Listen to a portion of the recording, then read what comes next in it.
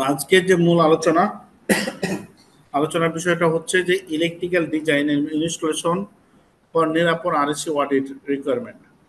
আপনারা হয়তো বুঝেছেন এখানে যারা জয়েন করেছেন যে ইলেকট্রিক্যাল ডিজাইন এন্ড ইনস্টলেশন, যে আমরা ফ্যাক্টরিতে বা ইন্ডাস্ট্রি বলেন বা রেসিডেন্সিয়াল যে বিল্ডিং বলেন, ইলেকট্রিক্যাল যে কাজগুলো আমরা করি সেই কাজগুলো মানে এই ডিজাইন বলেন বা ইনস্টলেশন কাজগুলো আমরা যে করি, এই কাজগুলো নিরাপদ কিভাবে চাই, আরএসসি কিভাবে চাই এবং এদের রিকোয়ারমেন্টগুলো কি, এগুলো আমরা আলোচনা করব প্রিয় ভাইরা। তো আপনারা ধৈর্য ধারণ করবেন এবং আপনাদের যদি কোনো কোশ্চেন থাকে সেখানে হ্যান্ড রাইজ করার অপশন আছে, সেটা করবেন। আর আমরা অনুরোধ জানাবো আমার কিছু নির্দিষ্ট আলোচনার পরে যদি কোশ্চেনগুলো করেন তাহলে আমি সব যদি যে কোশ্চেনটা করবেন সেটা যদি আমার জানা থাকে ইনশাল্লাহ আমি উত্তর দিব, আর না পারলাম সরি বলবো, ঠিক আছে। আর আপনাদেরকে ধন্যবাদ দিয়ে আবার আমি আমার আজকের আলোচনা শুরু করলাম। তো দেখেন এখানে আরএসসি নিয়ে অনেকে কাজ করেছেন এবং অনেকে নতুন আছেন। তো আরএসসি এবং নিরাপদ এই বিষয়গুলো কি এবং কাকে বলে এটা বলে আমি আমার কার্যক্রম শুরু করব। দেখেন এখানে যেটা নিয়ে এসেছি অ্যালায়েন্স। এই অ্যালায়েন্সটা কি ছিল? এটা হচ্ছে 2013 সালে রানা প্লাজা যখন বিল্ডিং ক্লাবস হলো, তখন রেডিমেড আরএমজি সেক্টর মানে হচ্ছে রেডিমেড গার্মেন্ট যেটা বলা হয় আমরা বলি, এই সেক্টরটা থেকে আপনারা জানেন যে বিভিন্ন বায়ারগুলো আমাদের কাছ থেকে মুখ ফিরিয়ে নিয়েছিল, মানে বিজনেস করবে না আমাদের সাথে। তখন তাজরিন ফ্যাশন, রানা প্লাজা অনেক দুর্ঘটনা ঘটেছিল আপনারা জানেন। এবং 2013-র আগে যে বিল্ডিংগুলো বা যে ব্যবসা প্রতিষ্ঠানগুলো পরিচালনা হতো সেটা মনে করেন একটা বিল্ডিং 5 তলা, দুই নিচতলা হচ্ছে মনে করেন মার্কেট, তারপরে 2-3 তলা হচ্ছে আপনার গার্মেন্টস, তারপরে এটা হচ্ছে আবার আবাসিক। এবং এই বিল্ডিং এর যে সেফটি পারপাসের যে বিষয়গুলো থাকে, আহ, আপনার সিঁড়ি, তারপর হচ্ছে ফায়ার হাইডেন্ট, ফায়ারের বিষয়গুলো, ইলেকট্রিক্যাল বিষয়গুলো যেভাবে আসলে হওয়ার কথা ছিল সেটা ছিল না বললে চলে, ঠিক আছে। তো এবং বাংলাদেশের যে নিয়মতান্ত্রিক কাজ আমরা তো করতে এখনো আমরা অভ্যস্ত না। তো এগুলোর দিকে দিয়ে বিবেচনা করে আমাদের অবস্থা খুবই নাজেহাল অবস্থা ছিল। এখান থেকে যখন দুর্ঘটনা হলো তখন দেশের বাইরের দেশগুলো আমাদের সাথে বিজনেস করবে না। কেন করবে না? আপনার প্রশ্ন হতে পারে এরকম কারণ। এজন্য করবে না যে আপনার যেটা ইন্টারন্যাশনাল বা ভালো দেশগুলোর একটা আপনার নিয়ম থাকে যে মনে করেন ইউরোপের একটা দেশ বাংলাদেশের কাছ থেকে প্রোডাক্ট নেবে, কোন কোম্পানির কাছ থেকে? অ্যাডভান্টেজের কাছ থেকে নেবে। অ্যাডভান্টেজের সকল নিয়ম মেনে যদি ব্যবসা না করে এবং এই বাংলাদেশ যদি নিয়মের মধ্যে না থাকে, তাহলে ইউরোপের একটা দেশ, ভালো দেশ বা ভালো একটা ব্র্যান্ড, ইন্টারন্যাশনাল ব্র্যান্ড এখান থেকে মাল নিতে পারবে না। এটা এই দেশের নীতিমালাতে আছে। তাহলে দেখেন এখন অ্যাডভান্টেজ একটা এলোমেলো কোম্পানি বাংলাদেশে একটা এলোমেলো জায়গা যদি থাকে, এখান থেকে ইনি নিয়ে এসে ব্যবসা এই দেশে করতে পারবে না, এটা ওদের নিয়ম। তাহলে দেখেন এখন আপনার কারণে ওদেরও লাইসেন্স কিন্তু বাদ বাদ দিবে না। তাহলে একটা ইস্যু। আর একটা ইস্যু কি বাংলাদেশের ইস্যুতে কি দাঁড়াচ্ছে যে বাংলাদেশের যে ইন্ডাস্ট্রিগুলো আছে সেখানে যদি প্রপার ভাবে যার যার ডিপার্টমেন্ট, সিভিল বলেন, ফায়ার বলেন, ইলেকট্রিক্যাল বলেন, বয়লার বলেন, এগুলো স্ট্যান্ডার্ড ভাবে যদি না থাকে তাহলে আপনার কোম্পানিতে বায়ার ভিজিট করবে না এবং আপনার সাথে বিজনেস করবে না। তাহলে হয়তো বা যারা নতুন তারা বুঝে গেছেন যে বিজনেস যদি ফুটফুল করতে যান ইন্টারন্যাশনাল ভাবে, তাহলে আপনার এই বিভিন্ন প্রকার অডিট গুলো ফেস করে আপনার কোম্পানিকে একটা সুন্দর পজিশনে নিয়ে যেয়ে বিজনেস করতে হবে প্রিয় ভাইরা। তাহলে এই জিনিসগুলো মানে একটা কোম্পানির জন্য এই বিভিন্ন প্রকার অডিট, যে অডিট ফার্মগুলো দিয়ে অডিট করায় আবার তাদের এনলিস্টেড হওয়ার, এনলিস্টেড হয়ে একটা মার্কিং সিস্টেম থাকে, লেভেল থাকে। যেমন আরএসসির 100 থাকে, 100-র ভিতরে আপনি কত পেয়েছেন সকল বিষয় যাচাই বাছাই করে এটার উপর ডিপেন্ড করে আপনার বায়ারগুলো আপনার এখানে বিজনেসের জন্য আসবে আপনার কাছে। মালের দাম কয় টাকা কি এটা পরে, আগে আপনাকে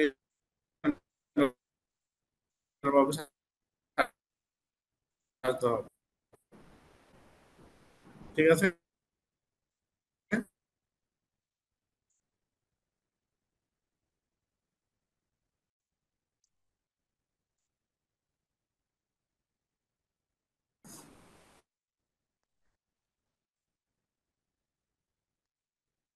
তো হয়তো সংক্ষিপ্ত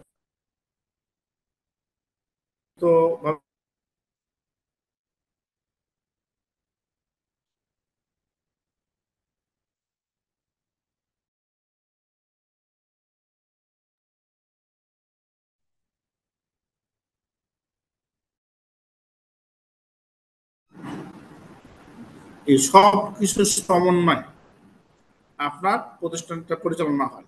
এটা হচ্ছে কি, আমরা এটা প্রথমে বলছিলাম স্ক্রিন দেখা যাচ্ছে না স্যার। দেখা যাচ্ছে না, কি বললাম, সমস্যাটা কি আছে?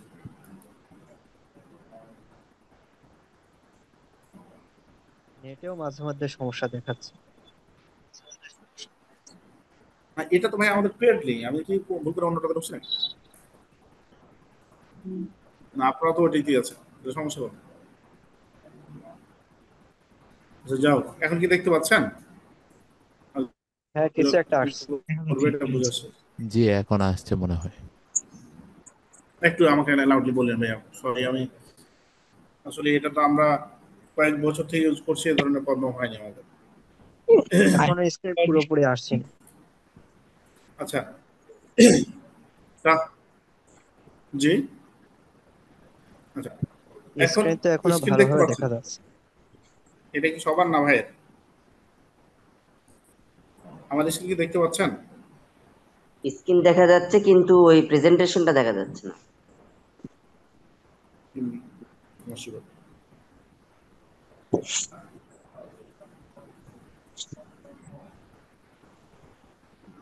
আমার প্রেজেন্টেশন কি দেখা যায় ব্রাদার? না স্যার, আপনাদের অ্যাডভান্টেজের লোগোটা দেখা যাচ্ছে, আর কিছু দেখা না। যাচ্ছে না এখনো। একটু কষ্ট করে স্ক্রিনটা বড় করেন, তাহলে দেখা যাবে। স্ক্রিনটা বড় করেন। স্ক্রিন বড় করা আছে। হ্যাঁ, এবার দেখা যাচ্ছে কিছু। এখন ঠিক আছে। ঠিক আছে। স্ক্রিন বড় ছোট, তো ছোট দেখলে তো ছোট দেখাবে আমার, সেটা কি মানে দেখ না, কিন্তু এটা প্রবলেম হয়েছে, এটা বুঝতে পারতেছি। যাও, আচ্ছা, এখন আপনাকে একটা আমি আরো মানে পরিষ্কার বোঝানোর জন্য একটা ভিডিও আমি প্লে করতেছি। এই ভিডিওটা দেখবেন, তারপর আমরা আবার মূল আলোচনায় আসবো। 5 মিনিটের একটা 4 মিনিটের ভিডিও আমরা দেখব। ভিডিও শুনতে এবং দেখতে সমস্যা হলে আমার একটু বলেন। ভিডিও কি দেখা যাচ্ছে? জি, দেখা যাচ্ছে।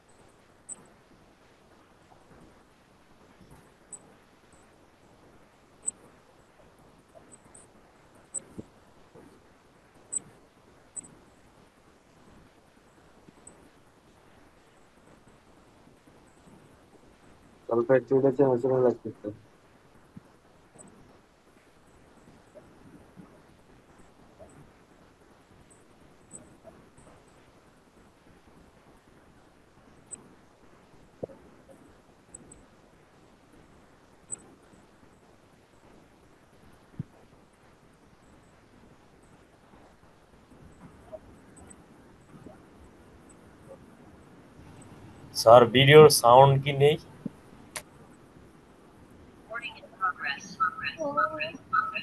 সাউন্ড শুনতে পাচ্ছেন না? ভিডিও কি সাউন্ড পাচ্ছেন? কোনো সাউন্ড নাই।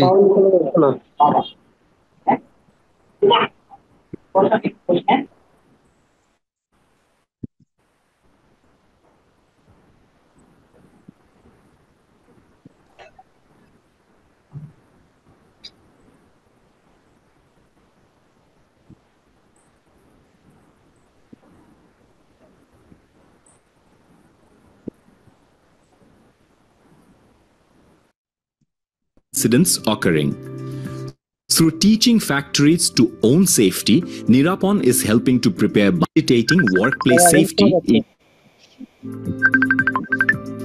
Our work began in late 2018 following the closure of the Corrective Action Plan, or CAP, of 428 factories by the Alliance.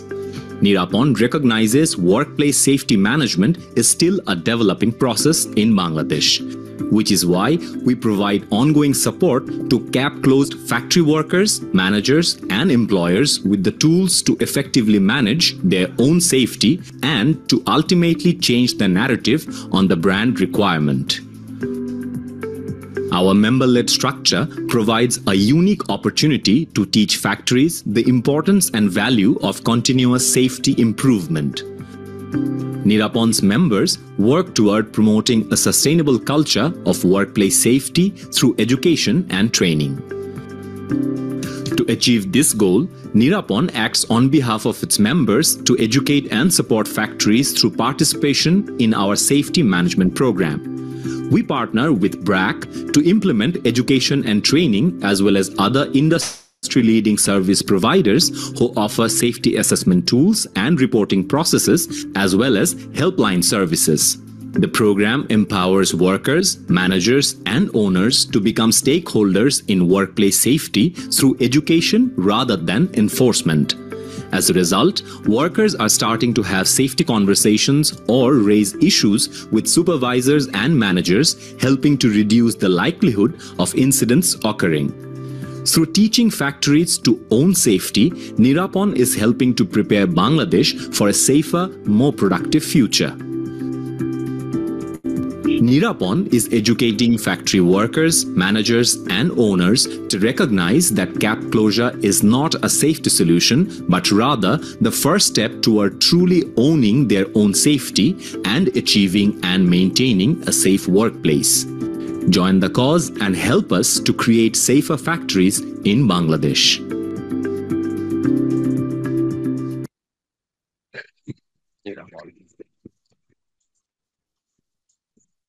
Sir এটা কি এসকিউ স্টেশন ওই ফ্যাক্টরি?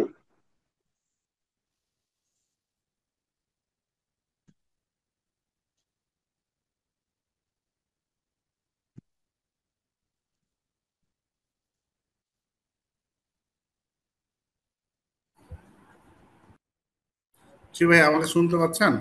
কি বলছিলেন? জি বলছিলাম যে স্যার এই ফ্যাক্টরির নাম কি মানে এসকিউ স্টেশন ওইটা? এটা একটা জাস্ট কি ফ্যাক্টরি নিয়ে বাবু, ওনাদের ওয়েবসাইট থেকে নেওয়া এটা, ঠিক আছে? এটা আচ্ছা, মানে পরিচিত লাগলো তো, গেছিলাম তো এই জন্য বললাম। আচ্ছা আচ্ছা, হতে পারে। আচ্ছা, এখন তাহলে আপনারা বুঝেছেন যে যারা একদম মানে নিরাপন বা আরএসি নিয়ে যারা বুঝেন নাই, এটা হচ্ছে নিরাপনের ব্যাপারে বললাম। এখন নিরাপন কি নিয়ে কাজ করে এই জিনিসটা দেখি, যে দুইটাকে ম্যাচ করে আমি আমার মূল আলোচনা যাব। দেখেন, ওনারা যেটা ইলেকট্রিক্যাল পার্ট নেয়, ইলেকট্রিক্যাল মেইনটেন্যান্স শিডিউল নিয়ে কাজ করে, generator and related electrical equipment maintenance, substation এবং related electrical equipment maintenance, IPS UPS maintenance, electrical distribution board maintenance, annually switch gear inspection, তারপর lighting protection system, thermal scan report, insulation resistant test, earth resistant test measurement, transfer oil test, তারপর হচ্ছে electrical load measurement, electrical system maintenance. এখানে main বিষয়গুলো তুলে ধরেছি। ওনাদের 90 ডেজের একটা থাকে, সেখানে এটা দিতে হয়। আর বিষয়টা হচ্ছে, দেখেন আমার যে মূল বিষয়টা, যে আমরা ইলেকট্রিক্যাল ইঞ্জিনিয়ার বা ইঞ্জিনিয়ার যারা আছি, তারা কিন্তু এই কাজগুলো করতে হবে। এখন যদি আপনি আসলে এই অডিট টিমগুলো কি চাই বা কিভাবে চাই আমি যদি না বুঝি, তাহলে কাজগুলো আপনি মজা পাবেন না এবং নিজেকে প্রোগ্রেস করা খুব কঠিন চাকরি।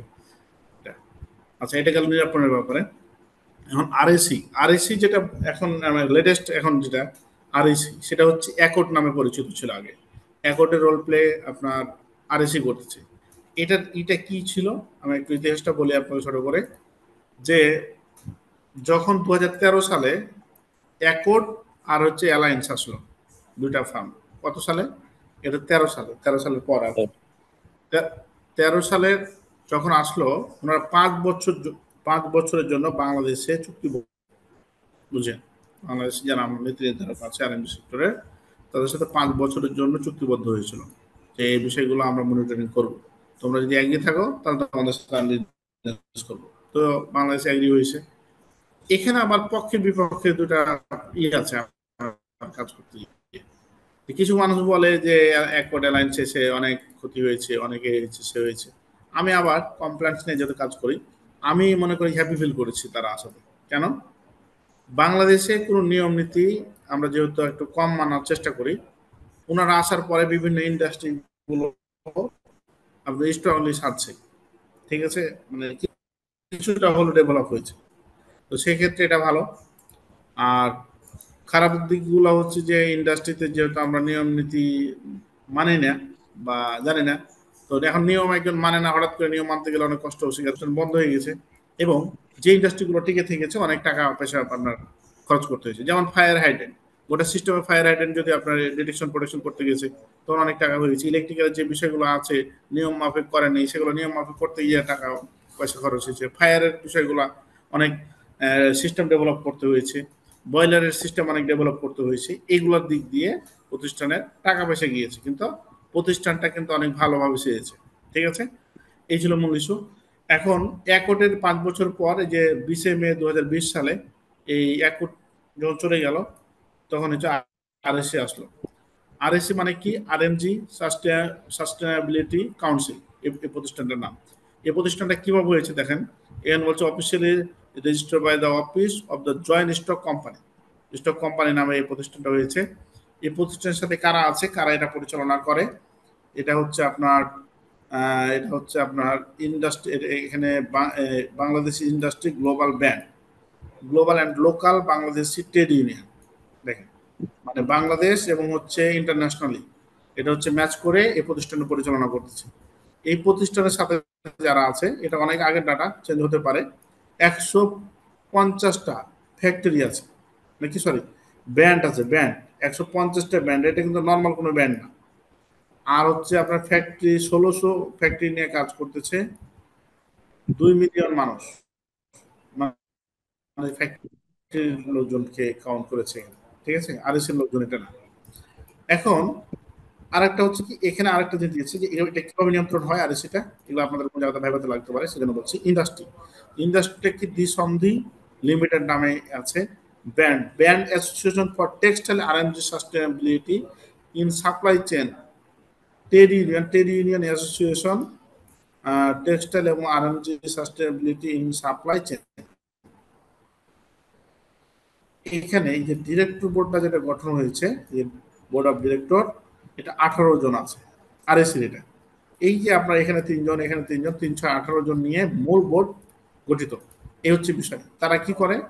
তারা একটা জিনিস করে, ইন্ডাস্ট্রিতে আপনার কাজ করবে এবং মেশিনারি থেকে শুরু করে সকল বিষয়গুলো যার জায়গাতে সেফটি এবং কাজ করার পরিবেশ নিশ্চিত করায় এই প্রতিষ্ঠানগুলোর কাজ, তারা মনিটরিং করে, ঠিক আছে। এখন আরএসসি কি নিয়ে কাজ করে? Structural safety, electrical safety, fire life safety, boiler safety. এই 3টা নিয়ে প্রথমে কাজ করতেছিল, আর বয়লারটা এই 3টা অ্যাড হয়েছে। এই 4টা বিষয় নিয়ে আরএসসি কাজ করে সাধারণত। এখন আমাদের প্রশ্ন, আমরা ইলেকট্রিক্যাল বিষয়টা বলবো, যে সেক্টর আছে, ধরেন আপনি যদি কেউ সিভিল থাকেন, সিভিল সাইডটা ভালোভাবে জানতে হবে, ইলেকট্রিক্যাল পার্টটা ভালোভাবে জানতে হবে, ফায়ার নিয়ে কেউ করলে ফায়ার জানতে হবে, বয়লার নিয়ে। সবগুলো যদি কেউ জানতে চান বা জানতে পারেন তাহলে তো গুড, কিন্তু আমি সাজেস্ট করবো যে বিষয় আছে ওটাকে ভালোভাবে বুঝা আর কি, কি নিয়ে কাজ করে। এখন আপনার নিরাপন কি নিয়ে কাজ করে আমরা দেখিয়েছি। এখানে ইএলডি দেখেন, SLD, LP report, cable insurance test, electrical safety training, thermal transformer oil test, thermography survey test, system earthing test, preventive maintenance program, load মেনগুলো এখানে তুলে ধরেছি। তো দেখেন এখান থেকে হয়তো একটা জিনিস মিল পেয়েছেন, যারা নতুন, যারা কাজ করে তারা তো জানেই যে এখানে নিরাপন যে বিষয়গুলো চেয়েছে অলমোস্ট এখানেও চেয়েছে, ঠিক আছে। তাহলে আপনি মনে করেন এসএলডি, আপনি যদি সঠিকভাবে এসএলডি করতে পারেন তাহলে এই এসএলডি নিরাপনের জন্য একরকম, আরএসের জন্য একরকম বিষয়টা না। এলপিএস আপনি যেটা করবেন এটা। এখন মজার বিষয় হচ্ছে নিরাপন আরএসি কোনো বিষয় না। বিষয়টা কি যে এখানে বলতে হবে যে অনেকে বলে যে ভাই, এই যে ভাইরা গুরুত্ব এত বাংলাদেশে এখন, আপনি দেখবেন যে বর্তমান লেটেস্ট যে সার্কুলারগুলো দেখবেন, যে ইঞ্জিনিয়ার নেক এবং এইচআর অ্যাডমিন থেকে শুরু করে সবাই আরএস এর কাজ জানে কিনা এটা আপনার ফোকাস করে। এবং আপনি মানে কল্পনা করতে পারবেন না যারা ফ্রেশার আছেন এবং যারা আরএস নিয়মতান্ত্রিক কাজগুলো জানেন না, কমপ্লেন জানেন না, আপনার কমপ্লেন না জানলে আপনার ভালো পজিশনে চাকরি হবে না এবং ইঞ্জিনিয়ার যে ফ্লেভার সেটা কখনোই পাবেন না। আপনার কমপ্লেন্স এবং স্ট্যান্ডার্ড রুলস রেগুলেশন জেনে আপনার কাজ করতে হবে। এখন আরএসি বা নিরাপণ বা হচ্ছে এই ধরনের টেকনিক্যাল যে অডিট গুলো আছে, আরএসি বলেন, নিরাপণ বলেন, আদার্স টেকনিক্যাল যে অডিট টিমের কে দেখে মানে মালিক পক্ষ বলেন বা ইঞ্জিনিয়ার বলেন, আগে তো আরো মনে করেন আরএসি নিরাপণ শুনলে মনে করেন না খাওয়া পড়া হারাম হয়ে যেত এখনো প্রায়। এটার কারণটা হচ্ছে কি, এটার কারণটা হচ্ছে নিয়ম না জেনে কাজ করেছে, নিয়ম না জেনে। আপনাকে একটা জিনিস বলে চাই যে আরএসসি এবং নিরাপণ বা টেকনিক্যাল অডিট যে বলেন না কেন, এই প্রতিষ্ঠানগুলোর যে ইলেকট্রিক্যাল বা ডিপার্টমেন্ট যেগুলো আমি বললাম, অডিট টিমগুলোর কোনো নিয়ম বানানোর ক্ষমতা নাই। তাহলে তারা করেটা কি? তারা করে কি, যে ডিপার্টমেন্ট ধরেন আপনি ইলেকট্রিক্যালের মনে করেন এই বাউন্ডারির মধ্যে ইলেকট্রিক্যালের যা নিয়ম করবেন, টিউবলাইট থেকে শুরু করে ফ্যান থেকে শুরু করে লেআউট থেকে শুরু করে, এটা আপনি ইলেকট্রিক্যাল স্ট্যান্ডার্ড অনুযায়ী বা কমপ্লায়েন্স অনুযায়ী আপনি কাজ করবেন ইলেকট্রিক্যাল। তাহলে দেখেন এখন আপনি যদি এরকম শিখেন যে আরএসি কি নিয়ে কাজ করে, ওরা কোন কোন বিষয়গুলোকে প্রায়োরিটি দেয় বা ফার্স্ট নিয়ে আসে বা কিভাবে চেক লিস্টগুলো মেনটেন করে, সেটা আপনার জানা জরুরি। বা নিরাপণ বলেন বা অন্যান্য বলেন, কিন্তু এই ইলেকট্রিক্যাল স্ট্যান্ডার্ড বা কমপ্লায়েন্স যদি আপনি জানেন, ওই স্ট্যান্ডার্ড অনুযায়ী যদি আপনি কাজ করেন, সেখানে আপনার ওই অডিট ফেস করা কোনো বিষয় না। প্রিয় ভাইরা, হয়তো বুঝেছেন যে তাহলে কতটা গুরুত্ব। এবং ফ্যাক্টরি যদি আরএসিতে বা এই ধরনের অডিটের কাছে ফেল করে, তাহলে বিজনেস হারাবে। তো আপনার ইলেকট্রিক্যাল পার্টটা যদি আপনার কারণে ধরনের সাবস্টেশনের একটা পার্ট আপনি ভালো করে করেননি, বা লেআউট ভালো করে করেননি, বা লাইটিং ক্যালকুলেশন ঠিক নাই, বা হচ্ছে কেবল ক্যালকুলেশন ঠিক নাই, এলটি প্যানেল ক্যালকুলেশন ঠিক নাই, ট্রান্সফরমার ক্যালকুলেশন ঠিক নাই, বা যে টেস্ট চেক ব্যাকগুলো করতে হবে সেগুলো ঠিক নাই, আপনার কারণে যদি বিজনেস ফল্ট করে, তাহলে কিন্তু আপনাকে আমাকে বাঁচিয়ে রাখবে না মালিক, মানে চাকরিতে যাবে, আরো জরিমানা দিতে হবে। এবং আপনি উপরে ওঠার জন্য যেটা হবে যে এই নিয়মগুলো যদি আপনি জানেন, দেখেন ম্যানেজমেন্ট কি চায়, ম্যানেজমেন্ট চাই মেশিন ঘুরবে, প্রোডাকশন হবে, এটা আমি বাইরে বিক্রি করব। এখন আপনি যদি নিয়মগুলো না জানেন ইলেকট্রিক্যালের, ধরেন আপনি ইঞ্জিনিয়ার, আপনি ম্যানেজার, আপনি যে পোস্টে থাকেন না কেন, মজার বিষয় হচ্ছে যে আমাদের এই পর্যন্ত ডিজিএম আর ম্যানেজার প্রায় 10 জনের উপরে এই কোর্স করতেছে স্টিল নাও, ঠিক আছে? তো ইভেন আমাদের এই এনএডিএল এ এই গাজীপুরে, আমি আজকেও গাজীপুরে আছি, এখানে ফিজিক্যালি 4 জন ম্যানেজার এই যে শুক্রবার আর সোমবার আমার কাছে ক্লাস করে আরএসি অ্যাকর্ড নিয়ে, তাদের কোর্স ফি ধরেছি আমরা 15,000 টাকা, ঠিক আছে? তো বিষয়টা হচ্ছে এখানে এই কাজগুলো না জানার কারণে অনেক পিছিয়ে থাকে এবং আপনি সিদ্ধান্ত নিতে পারবেন না। এবং নিজকে মনে করেন যখন আরএসি অডিট বলেন, এখানে অনেক এক্সপেরিয়েন্স পার্সন আছেন, দেখবেন অডিট বললেই মানে না খাওয়া মানে অবস্থা ঘুম হারাম হয়ে যায়। এটা কেন হবে? এটা হচ্ছে যে আপনি নিয়ম জানেন না, আর ওরা আসলে কি চাই সেটা আপনি বুঝতে পারেন না। এটাই হচ্ছে গ্যাপটা। আপনি আরএসি আসবে, আরএসি যার চেকলিস্ট চাই আপনি ফাইল করে রেডি করে রাখেন, নিরাপত্তার জন্য ফাইল রেডি করে রাখেন, তাহলে তো এটা নিয়ে তো বেশি মানে প্যারা নেওয়ার কিছু নাই, ঠিক আছে? এই হচ্ছে বিষয়। তো আমি এখন ইলেকট্রিক্যাল পার্ট নিয়ে আলোচনা করব। এবং আরেকটা মজার বিষয় হচ্ছে, আপনাদের মনে হতে পারে যে ভাই এগুলো তো থার্ড পার্টি করে, আমি কি প্যারা নেওয়া দরকার নাই, এটা আপনি কোর্স করানোর জন্য এগুলো বলছেন, নানান টাইপের মানুষ হিসাবে আপনাদের মতভেদ আসতে পারে। আরে ভাই, থার্ড পার্টি হিসাবে করে যাবে, থার্ড পার্টি কি একটা এলটি প্যানেলের ক্যালকুলেশন ঠিক করলো কিনা, আপনার এলপিএস ডিজাইন করেছে সেটা ঠিক করলো কিনা, লাইট লুমেন্স দিয়েছে সেটা ঠিক করলো কিনা, থার্মোগ্রাফিটা ঠিক করলো কিনা, এসএলডিটা ঠিক করলো কিনা, আপনি যদি নিয়ম না জানেন তাহলে আপনি কেমন ধরবেন? যেমন মজার বিষয়, আমি তো ইন্ডাস্ট্রিতে প্রায় 10-12 বছর চাকরি করেছি এবং ভালো পজিশনে চাকরি করেছি, দেখেছি কাছ থেকে বড়দেরকে যে থার্ড পার্টি যা দিয়ে যায়, এবং যে কোনো মনে করেন একটা এলটি প্যানেল করবে, অ্যাডভান্টেকে ফোন দিয়েছে থার্ড পার্টি, অ্যাডভান্টেক একটা বললো যে হ্যাঁ এটা নেন সেটা নেন, উনি এটাতে সই ওনার মতো করি। তো আপনি থার্ড পার্টি তো আপনাকে সঠিক দিবে বা বেঠিক দিবে ওটা ওনার মতো দিবে, কিন্তু আপনি আমি ইঞ্জিনিয়ার হিসাবে যদি সঠিকটা না নিতে পারেন বা বুঝতে না পারেন তাহলে তো বিপদ। এই জিনিসটার জন্য আপনাকে অবশ্যই আপনি নিজে করলেও জানতে হবে, কারো কাছে কাজ বুঝে নেওয়ার জন্য করতে হবে এক। আর বাংলাদেশে এই আরএসির মানে ফ্যাক্টরিতে ব্যাপক ডিমান্ড, আরএসি যে যারা লোকজনের এবং এইচআর অ্যাডমিন থেকে শুরু করে এটা। এবং আপনাকে আমাকে যদি আরএমজি সেক্টরে ভালো জব করেন, টেক্সটাইল করেন বা মানে আরএমজি সেক্টরে জব করেন ভালো পজিশনে, তাহলে অবশ্যই আপনাকে আরএসির নিয়মতান্ত্রিক বিষয়গুলো জানতে হবে একটা। আরেকটা বলছিলাম যে আরএসির নিয়ম মানতে হবে, আবার বলতেছি যে আমি আবার এই সেমিনারে বলতেছি আরএসির নিজস্ব কোনো নিয়ম দেওয়ার মতো তাদের অ্যাক্সেস নাই। তারা কি করে, তারা হচ্ছে বিএনবিসি কে ফলো করে, BNBC, NFPA, IAC, NAC, British standard, আপনার IEEE, যতগুলো স্ট্যান্ডার্ড আছে আমাদের, ঠিক আছে, এগুলো হচ্ছে গাইডলাইন। এই গাইডলাইনগুলোকে অ্যানালাইসিস করে ডিপিডিসি, পিডিসিপি যত আছে এগুলাকে অ্যানালাইসিস করে যেটা হচ্ছে সঠিক, মানে মনে হয় যে না এটা সেফটি, ওখানে যাতে গুড একটা টিম থাকে অ্যানালাইসিস টিম, অ্যানালাইসিস করে এইগুলো সব গাইডকে লাইনকে অ্যানালাইসিস করে তাদের একটা চেকলিস্ট বানানো আছে যে এই বিষয়গুলো আপনারা এভাবে ব্যবহার করবেন। ওইটা হচ্ছে আরএসির চেকলিস্ট, ঠিক আছে, বাট ওনারা ওই আপনার ইলেকট্রিক্যাল স্ট্যান্ডার্ড এগুলোকে বা কমপ্লায়েন্স নিয়ম অনুযায়ী সেটা লিস্ট ডাউন করে রাখছে, এটা কাজের সুবিধার্থে। মনে করেন আপনাকে একটা জিনিস বোঝাই, তাহলে বুঝে যাবেন যে 2.5 থেকে 2.5, 1.5 থেকে 2.5 মনে করেন একটা সেফটি নিতে পারবেন। তো আপনার ধরেন ভ্যালু হয়েছে কত, 1, ধরেন ভ্যালু হয়েছে 1 আপনার, এটা বোঝানোর ক্ষেত্রে বলছি। তাহলে আপনি 1.2 নিতে পারেন, এখানে 2 অ্যাম্পিয়ারও নিতে পারেন যদি অ্যাম্পিয়ার হিসাবে করেন, এখানে 2.2 নিতে পারেন, এখানে 2.3ও নিতে পারেন।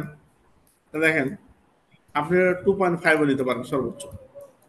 তাহলে দেখেন 1.5 থেকে শুরু করলেন, হয়তো বা আরএসি এভাবে অ্যানালাইসিস করেছে যে 1.25 নিলে এটা একটু সেফটি কম হয়, তাহলে আমরা 2 নিই, নাহলে 2.2।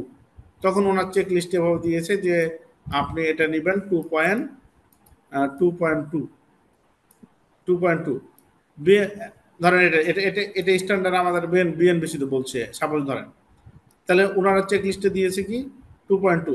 নিরাপন হতো বা এরকম হতে পারে যে 2.1 চেয়েছে নিরাপন, আর একটা স্ট্যান্ডার্ড। কিন্তু দেখেন 2.1ও কিন্তু আপনার এই স্ট্যান্ডার্ড গাইডলাইনের মধ্যেই আছে, 2.2ও আছে, 2.3ও আছে। ভাই আমার কথাটা কি আপনি বুঝতেছেন? এরকম ভাবে এই আপনার একটা চেকলিস্ট দেয়। হ্যাঁ, তবে কি যে চেকলিস্টটা দেয় ওখানে অনেক যারা নীতি নির্ধারক আছে ফ্যাক্টরি সেফটির জন্য এবং ডিভাইস সেফটির জন্য যেন কোনো দুর্ঘটনা না হয় অ্যানালিসিস করে আপনার সর্বোচ্চটা দেওয়ার চেষ্টা করে এবং মনিটরিং করে। অনেক গুড টিম আছে এবং তারা অনেক আন্তরিক, আগের মানে টিমের থেকে এখনকার টিম ব্যাপক আন্তরিক। আপনি যে কোনো ইস্যুতে যদি হেল্প চান আপনি ফোন দেন তাদেরকে, ফোনে আপনাকে সাপোর্ট দিবে যে ভাই স্যার বা ভাই যেটাই বলেন না কেন সমস্যা নাই, যে এটা আমি কি করবো আপনাকে ডিসিশন ওনারা হেল্প করবে, ওনাদের হেল্প করে। আসলে অ্যাকচুয়ালি অ্যাকোড আরএসসি নিরাপদ যারা বলেন এরা আপনাকে হেল্প করার জন্যই এই প্রতিষ্ঠানগুলো ফাউন্ড হয়েছে বাংলাদেশে। আপনি ওনাদের সাজেশন নিয়ে আপনার এই ফ্যাক্টরিটাকে ভালো করে সাজান আপনি, ঠিক আছে। হয়তো অনেকে মনে করে যে এটা আমাদেরকে ভুল ধরার জন্য আসে, আমাদেরকে এটা করার জন্য আসে না, আমাকে হেল্প করার জন্যই তাদের আসে এই দেশে বা এই প্রতিষ্ঠানের জন্য। আচ্ছা, তারপরে এখানে একটা ডেমো কোশ্চেন ক্রিয়েট করেছিলাম যে আপনাদের জন্য, যে দেখেন বাসবার, এটা জাস্ট আপনাদের ভাইয়া অনেকে সিনিয়র পার্সন এখানে আছেন, আমি মুখগুলোও চিনি, আপনাদের ধন্যবাদ জানাই, আর আপনাদের কাছেও অনেক কিছু শুনবো আমরা।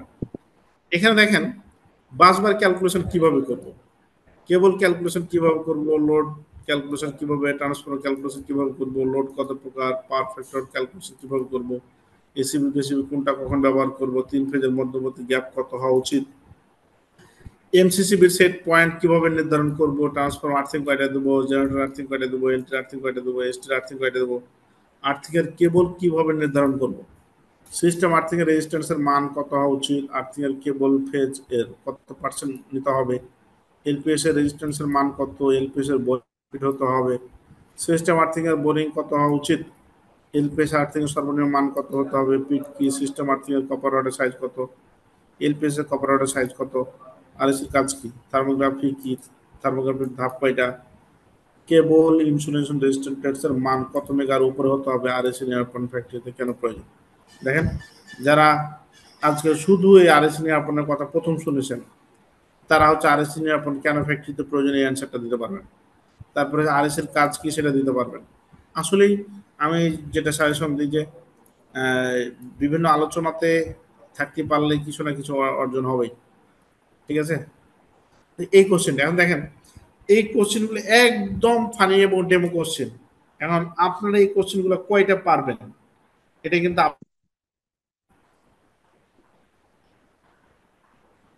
স্ক্রিন শেয়ারিং অপশন হাইড করলে ভালো হয়। এটা কি স্ক্রিন শেয়ারিং, এটা কি আপনারা ভালো দেখতে, এখন কি দেখা যাচ্ছে না ব্রাদার? আপনাদের কি কোনো সমস্যা হচ্ছে? দেখা যাচ্ছে। নাই ভাই মেসেজ দিয়েছিল, আসলে আজকে একটু ডিস্টার্ব করতেছে, আন্তরিকভাবে দুঃখ প্রকাশ করতেছে বিষয়টার জন্য। তো দেখেন, এই ডেমো কোশ্চেনটা আপনাদেরকে আমি দিয়েছি এই জন্যই যে যারা জুনিয়র, এগুলো কোশ্চেন কিছুই না, এর থেকে আরো ডিপলি কোশ্চেন আছে এবং করবে। তো ভাই আপনারা যারা জব করতেছেন তাদেরও দরকার, এবং যারা জব যারা করেন নাই তাদেরকে তো আরো বেশি দরকার, এটা বলবো একটু পরে। আচ্ছা, এখন এখানে একটা ফ্লো চার্ট, এটা জাস্ট আমার একটা আপনাদের সাথে গল্প করার জন্য চার্ট। দেখেন মজার বিষয় একটা এখানে আছে। আমি সবসময় যেটা বলি যে আমরা যারা ইঞ্জিনিয়ার জয়েন করি বাংলাদেশে তারা উল্টা পথে চলি। যেমন উল্টা পথে চলি, এই অর্থটা কি এটা হয়তো শুনে কেউ রাগারাগি করে নামাজটা একটু পরে। আচ্ছা, মনে করেন জুনিয়র ইঞ্জিনিয়ার হিসেবে জয়েন করলেন, আপনি যেখান থেকে বেস ইঞ্জিনিয়ার হন বা ডিপ্লোমা ইঞ্জিনিয়ার হন, দেওয়ার পর 5-6 দিন বা কিছু সময়, এই সময়টা অল্প টাইম, আপনি ফ্যাক্টরি সবার সাথে পরিচয় হলেন, যদি আপনি গুড জব পান বা একটু দেখলেন শুনলেন পরিচিত হলেন, কাজ দেয় না, প্রথম দিনই কাজ দেয় না, দেওয়ার পরে মনে করেন এটা 7 days 8 days যে কর্মদিবস যেটা আপনার হবে, তখন কি বলবে যে যান সোহেল সাহেব, মনে করেন আমাকে আপনি বলছেন, আপনি বস, যান এখানে চলে যান। এখানে কি হচ্ছে, সাব স্টেশন, আমি সাব স্টেশনের কথাই লিখি যেন সাব স্টেশনটা সবাই বুঝে, জুনিয়র সিনিয়র সবাই থাকে। সাব স্টেশনের কাজ চলতেছে। এখন কি, ট্রান্সফরমার রুম আছে, তারপরে এলটি প্যানেল আছে, পিএফআই আছে, তারপর হচ্ছে আপনার যতগুলো পার্ট আছে এখানে আছে, ট্রান্সফরমার, এলটি প্যানেলের। আর এখানে একটা চেয়ার, আর এখানে একটা টেবিল। এরকম কি আছে যে সোহেল সাহেব এখানে হাঁটতে হাঁটতে আসলো, এসে এখানে বসে এখানে পানি আর কফি খাচ্ছে আর মনিটরিং করতেছে। এরকম কি চাকরি পাওয়া যায় নাকি বাংলাদেশে? কেউ একটু হ্যাঁ না বলবেন। জুনিয়র আমি কিছু কাজ জানি না, আমি জাস্ট মনে করেন দুগেট থেকে বলেন আর বুয়েট থেকে বলেন আর বেসরকারি পলিটেকনিক কিংবা যেখান থেকে বলেন, আমি পাস করে বেরোলাম, আমাকে দিলে। এরকম কি জব আছে নাকি বাংলাদেশে? একটু গল্প করি আমরা প্লিজ। না না, তাহলে ভাই না বলেছেন, তাহলে একজন ভাই যেহেতু বলেছেন ওটাই জয়যুক্ত হয়েছেন, সেহেতু ভাইয়ের সাথে আমি একমত। এই ধরনের ভাই জব নাই। এখন কি তাহলে জব আছে? এখানে আপনি আসলেন, এই যে এসে কাজ করতে হবে তাদের সাথে। কি কাজটা করবেন ভাই কোনটা? মনে করেন আপনি এলইডি প্যানেল কি বুঝেন না, আপনি ট্রান্সফরমার নিয়ম জানেন না, কেবল ক্যালকুলেশন জানেন না, বাসবার ক্যালকুলেশন জানেন না, কেমনে কি করে জানেন না। এখন এসে আপনি দাঁড়িয়ে থাকবেন না, তখন কি টিমের সাথে আপনাকে একদম লেবারের মতো কাজ করতে হবে, কেবল টানবেন, ধরবেন, ছুটবেন, সব করবেন। এখন আপনি যে কাজগুলো করতেছেন, কাজ কোনোদিন ছোট না ভাই। তাতে লেবার হয়ে কাজ করি আর হচ্ছে কুলির কাজ করি, কাজ কাজ করতে কোনো সমস্যা নেই, কিন্তু যে কাজটা করতেছেন কেন করতেছেন এটা তো আপনি জানেন না। ওই যে আমরা বলি উল্টা পথে চলি, কি একটা মুসিবত। প্রথমে আমি ইনস্টলেশন কাজ শুরু করলাম আমার লাইফে এসে, এটা প্রত্যেকজন এরকম করে, দেখেন আপনি খোঁজ খবর নিয়ে। হ্যাঁ, মানে যেখানে মানে ফাইনাল, মানে এটা আরো পরে যাওয়ার কথা ছিল ওই জায়গায় আমার, আমি ডিঙে ওই জায়গায় দেখি স্টার্ট, মানে স্টার্ট এখান থেকেই হলো। এটা হচ্ছে উল্টা পথ থেকে বলি। এখন এই উল্টা পথে যাচ্ছেন, এখন নিয়মতান্ত্রিক বা নিয়ম আপনি চেঞ্জ করতে পারবেন না। তাহলে কি চেঞ্জ করতে পারবেন? এখানে যে পার্ট গুলো আছে 4টা 5টা 10টা যা পার্ট থাকে, মনে করেন আমি এটা সাব স্টেশনের পার্ট দিয়ে আপনাকে বোঝাচ্ছি, অন্য কিছু পার্ট হতে পারে। তো সেই ক্ষেত্রে ভাই আপনাদের প্রিয় ভাইদেরকে বলবো এই নিয়মগুলা কি, যেহেতু আমরা ইঞ্জিনিয়ার বুঝেন, আমাদের কাছে তো ডাটা আছে বা অ্যানালিসিস করার ক্ষমতা আছে আমাদের, এইগুলো অ্যানালিসিস করা শুরু করতে হবে। আপনি দেখে দেখে শিখবেন, শুধু শুধু দেখে দেখে শিখবেন, তাহলে আপনার টেকনিশিয়ান আর আপনার মধ্যে কোনো পার্থক্য নাই। ওরা 10 বছর 20 বছরে শিখেছে, আপনি 10 বছর 20 বছর, এবং বাংলাদেশে তাই হচ্ছে। আপনি দেখেন যে 10 বছর চাকরি করার পরও বেতন 30,000 টাকা ইঞ্জিনিয়ারদের। এটা কেমনে এটা কেমনে হয়, এটা আমি আমার মাথায় ধরেন, আমি তো চাকরি, আমরা তো চাকরি করেছি, যে 10 বছর চাকরি করার পর বেতন হচ্ছে 30,000 টাকা।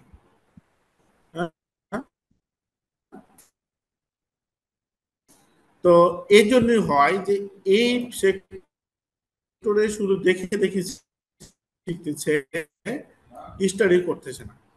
এগুলো শিখতে হবে প্লিজ, সেটা আমার কাছে যারা ইঞ্জিনিয়ারিং ফ্লেভার অ্যাচিভ করতে চান তাদেরকে এটা বলছি। আপনি আমার কথা সিরিয়াসলি শুরু করেন, আপনি 6 মাস সময় দেন বা 3 মাস সময় দেন, 2 মাস সময় দেন, ইনশাল্লাহ আপনি জাম্প করবেন। আর যারা চাকরি করতে চান, যারা এই কাজগুলো জানেন না, তারাও শিখবেন ইনশাল্লাহ।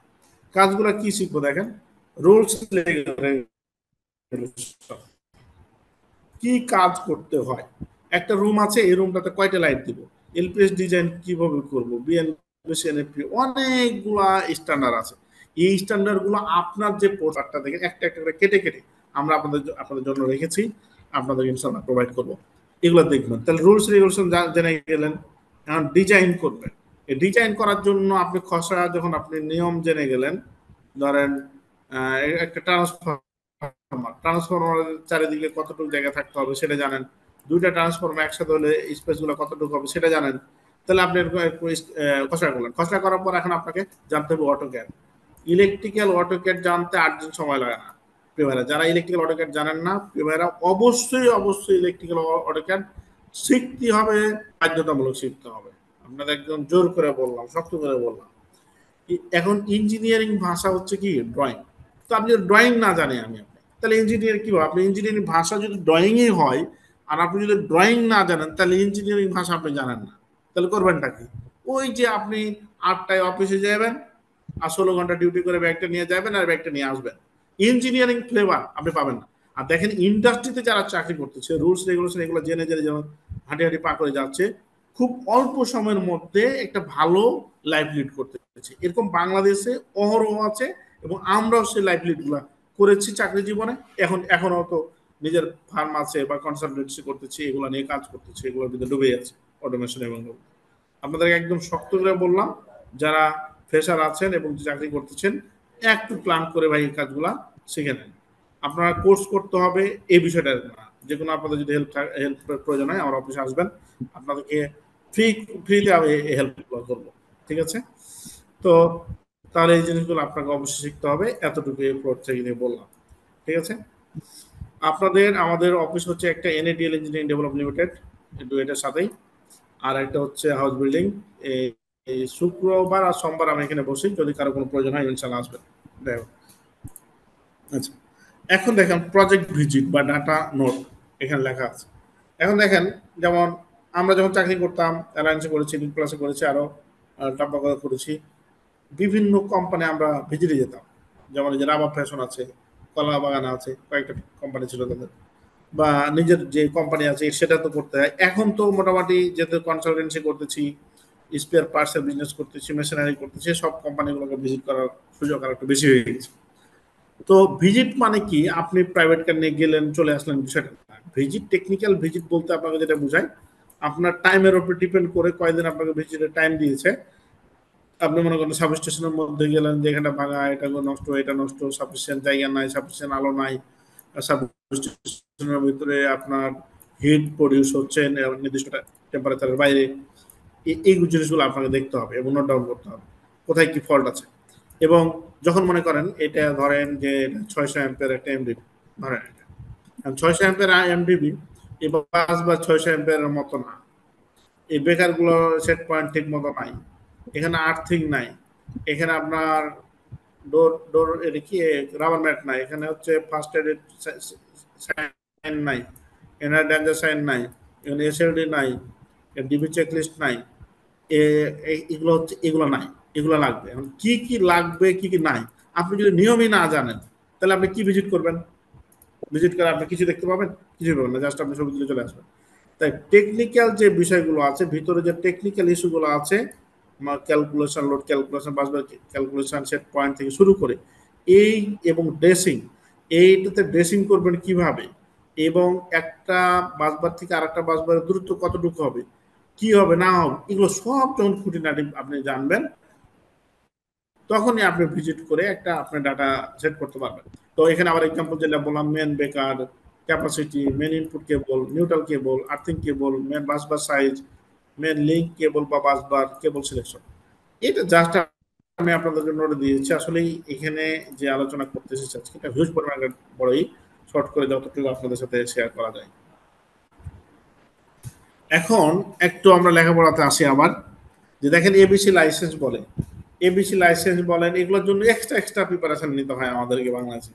এটা কিন্তু এক্সট্রা প্রিপারেশন নেওয়ার কোনো বিষয় না, আপনি যদি সব নিয়মগুলো মেনে যান তাহলে আপনি এগুলো সব। আর যাদের কনফিউজ বিষয়গুলো আছে আপনি আমার সাথে যোগাযোগ করবেন, ইনশাল্লাহ আপনাকে আমি হেল্প করব। তো দেখেন একটা প্রশ্ন, কমন প্রশ্ন, যে প্রাইমারি বা এসটি সাইডে ট্রান্সফরমারে কি কানেকশন দেওয়া হয়, সেকেন্ডারি এবং এলটি সাইডে কি কানেকশন দেওয়া হয়, এ ধরনের কোশ্চেন কিন্তু অনেক সময় আমাদেরকে করে। এটার উত্তর আমরা ভুলে যাই, এটাই স্বাভাবিক, অনেক কিছুই মানুষ আমরা স্টাডি করি ভুলে যাই। এটা যেন না ভুলেন সেই ওষুধটা আজকে দেওয়া হবে আপনাদেরকে ইনশাআল্লাহ। দেখেন স্টেপ ডাউন ট্রান্সফরমার প্রাইমারি সাইডে কানেকশন দেওয়া হয় ডেল্টা, এরকম পড়া তো অনেক পড়ছি। সেকেন্ডারিতে দেওয়া হয় স্টার কানেকশন, ঠিক আছে, কোনো সমস্যা নাই। এখন কেন দেওয়া হয়, কিভাবে মনে রাখবেন, এই জিনিসটা আমি আপনাদেরকে বলবেন স্যার।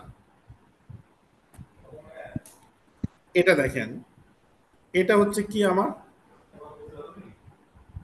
প্রাইমারি, এটা হচ্ছে সেকেন্ডারি। এখন এই পাশে কি কানেকশন দেওয়া হয় এটা মনে রাখান। এখানে দেখেন রেড, ইয়েলো, ব্লু, তিনটা লাইন। ট্রান্সমিট যেগুলো করে সবসময় আপনার তিনটা লাইনের প্রয়োজন হয়, রেড, ইয়েলো, ব্লু। এখানে নিউট্রালের প্রয়োজন হয় না। নিউট্রালের কখন প্রয়োজন হয়, এই ইউজার পয়েন্টে, যখন এলটি প্যানেল তো আমরা user point, red, yellow, blue, আর এই যে একটা নিউট্রালের উৎপত্তি হয়। তাহলে দেখেন আপনি যেগুলো ডেল্টা টু ডেল্টা যে ট্রান্সফরমারগুলো, সেগুলো কিন্তু নিউট্রাল থাকে না, তো সেখানে আপনি ডেল্টা টু ডেল্টা নিতে পারবেন। আর যখন ইউজ করবেন, ইউজ করতে গিয়ে নিউট্রালটা একটা বেশি হবে, তো ডেল্টা থেকে তো নিউট্রাল বের করা সম্ভব না, মানে মনে রাখার জন্য এটা বলতেছি। তাহলে কোথা থেকে সম্ভব, রেজিস্টার থেকে সম্ভব। তাহলে এলটি প্যানেলে যখন ইউজার পয়েন্টে ইউজ করবে আপনার, তখনই আমার নিউট্রালের দরকার হবে। নিউট্রালটা কখন দরকার হয়, আপনি 3 ফেজ কি ইউজ করতে পারবেন না। তো এটা হচ্ছে সিঙ্গেল ফেজের ক্ষেত্রে আপনার নিউট্রাল তো লাগবে, একটা ফেজ আর একটা নিউট্রাল দিয়ে আমার হচ্ছে সিঙ্গেল ফেজ। এই জন্য দেখেন এই যে ডেল্টা, রেড বের হয়েছে একটা, এ পয়েন্ট থেকে ইয়েলো বের হয়েছে, এ পয়েন্ট থেকে আমার ব্লু বের হয়েছে, এটা হচ্ছে আমার ডেল্টা। স্টারে কি ব্যবহার করা হচ্ছে, রেড, ইয়েলো, ব্লু, আর এই যে আপনার নিউট্রালটা বের হয়েছে, তাহলে 4টা পয়েন্ট। তখন আমার এখন শর্টকাট আপনার মনে থাকবে, আশা করি এটা আপনারা ভুলবেন না। এখানে একটা প্রশ্ন হতে পারে যে নিউট্রালের জন্ম বা উৎপত্তি স্থল কোথায়। 2-এর অধিক কয়েল যখন একটা নির্দিষ্ট বিন্দুতে যুক্ত হয়, সেখান থেকে নিউট্রালের উৎপত্তি হয়। দেখেন এখানে এই যে উৎপত্তি হয়েছে নিউট্রাল, এটা যখন ওই যে ফ্যানের কয়েল বাদে বা বিভিন্ন, তখন এর একাধিক থেকে ওখান থেকে নিউট্রাল বের করে। তো এইগুলো মনে রাখার জন্য শর্টকাট বুদ্ধি। এখন আর একটা প্রশ্ন হতে পারে, এই সাইডে দেখেন একটা কেবল, আবার রেডে এই পাশে 2টা কেবল কেন, এই পাশে ভোল্টেজ হাই থাকে, এই পাশে কারেন্ট হাই থাকে। এদিকে সর্বোচ্চ ভোল্টেজ হচ্ছে 440, আর এদিকে 11 কেভি বা হচ্ছে 33 কেভি। এই 33 কেভি বা 11 কেভি কে আপনি 440 করতেছেন, তখন কারেন্টটা বেড়ে যাচ্ছে। আর ফার্স্ট একটা প্যারামিটার হচ্ছে কারেন্ট বেড়ে গেলে কেবল সাইজ বেড়ে যায়, সেই জন্য এখানে আপনার এই কেবল কারেন্টের উপর ডিপেন্ড করে আর অনেক বিষয়ে ক্যালকুলেশন করে জয়টা কেবল হবে তো এটা দেবেন। এদিকে কয়টা থাকবে এটা আপনার দেখার বিষয় না, এই হচ্ছে বিষয়। অনেক সময় অনেককে আমি প্রশ্ন করেছিলাম আমার চাকরি জীবনে যে এদিকে 2টা কেবল কেন, তখন বলে যে একটা এলজি প্যানেলে গেল আর একটা পিএফ হয়ে গেছে, 7টা কেন, এই ধরনের কোশ্চেন কনফিউজ বিষয়গুলো থাকে। তো এই ছিল। আচ্ছা, একজন বলছেন ভাই যে কোর্স করতে চান, আমাদের এই কোর্সটা 22 তারিখ শুরু হবে। আপনারা যারা কোর্স করতে চান আমাদের চ্যাট বক্সে নাম্বার দিবেন, আমি তাদের সাথে কথা বলে এই করে নেব ইনশাআল্লাহ। 22 তারিখ আমাদের কোর্স চলবে। আর কোর্স করার মন করতেছেন যারা, আপনাদেরকে বলবো যে মানে টাকা পয়সা বা সময় তো অনেক যায়, এই কোর্সটা একদম গল্পে গল্পে আপনি এত বেশি কিছু শিখতে পারবেন। এটা আমার অ্যানালিসিস করে ফ্যাক্টরিতে চাকরির জন্য এবং রেসিডেন্সিয়াল বিল্ডিং এর জন্য ইলেকট্রিক্যালের যত প্রকার স্ট্যান্ডার্ড কোড আছে এই কোডগুলো আপনার এই কোর্সের মাধ্যমে ফিল আপ হবে এবং সকল বিষয়গুলো আপনাদের পিডিএফ এবং রেকর্ড দেওয়া হবে এবং লাইফ টাইম আপনাদের হোয়াটসঅ্যাপে যে কোনো ইস্যুতে আপনাদের সাপোর্ট দেওয়া হবে। কেমন? Thank you. তো এগুলা আপনার পরে বলবো। আমরা একটু যারা যুক্ত হয়েছেন আজকের কষ্ট করে হলো আজকে সম্পূর্ণ এটা থাকেন, আপনি অনেক কিছু শিখতে পারবেন ইনশাআল্লাহ। দেখেন এখানে একটা প্র্যাকটিক্যালে যায়। মজার একটা বিষয়, ইলেকট্রিক্যাল সাবজেক্টে এমন একটা বিষয়, আপনি শুয়ে আছেন স্টিল নাও যেখানে বসে আছেন, আপনার মাথার উপর ফ্যান আছে, এটা কত ওয়াটের, কিভাবে আপনি লাইট লুমেন্স মেথড দিয়ে লাইট সেট করবেন, ফ্যান সেট করবেন, এগুলোও কিন্তু আপনার দেখেন অনেকে কোশ্চেন বলে যে সুইচ বোর্ড কতটুকু উচ্চতা নেবেন না পারে না, কিন্তু সুইচ বোর্ড নিয়ে আমরা কিন্তু ঘুমাই। ঠিক আছে?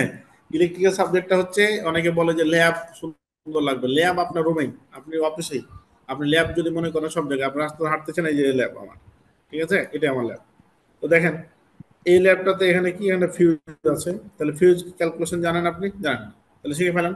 আচ্ছা, এই পাশে দেখেন এই ফিউজের মধ্য দিয়ে চিকন একটা তার আসলো, এসে এই ফিউজের মধ্য দিয়ে ট্রান্সফরমার আসলো, ট্রান্সফরমার আসায় আবার কেবলগুলো অনেক মোটা হলো।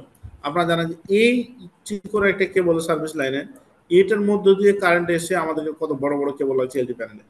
এদিকে এটা কারণটা কি, এটা তো কারণটা বললাম। আর একটা হচ্ছে কি, এটা যদি না করে যদি ওই কারেন্টকে হাই করে নিয়ে আসতো তাহলে তো মনে করেন এই খাম্বাগুলো আরো মানে বড় মোটা মোটা লাগতো। এটা জাস্ট একটা সুন্দর একটা সিস্টেম আর কি, না হলে আমাদের কষ্ট আরো বেড়ে যেত। তো ভোল্টেজটাকে হাই করে লাইন লস কমানো যায় এবং ডিভাইসগুলো হচ্ছে আপনার ছোট ডিভাইস দিয়ে অনেক বড় মাপের কারেন্ট নিয়ে আসা যায়। ঠিক আছে? এটা একটা ভালো একটা সিস্টেম, গুড সিস্টেম।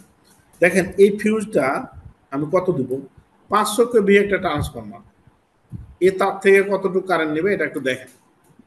এই যে সূত্র, এই এটা হচ্ছে আই, পি সমান সমান এটা, তো এই যে বসলাম 500 কে এর জন্য কে √3 মান 11 কেভি।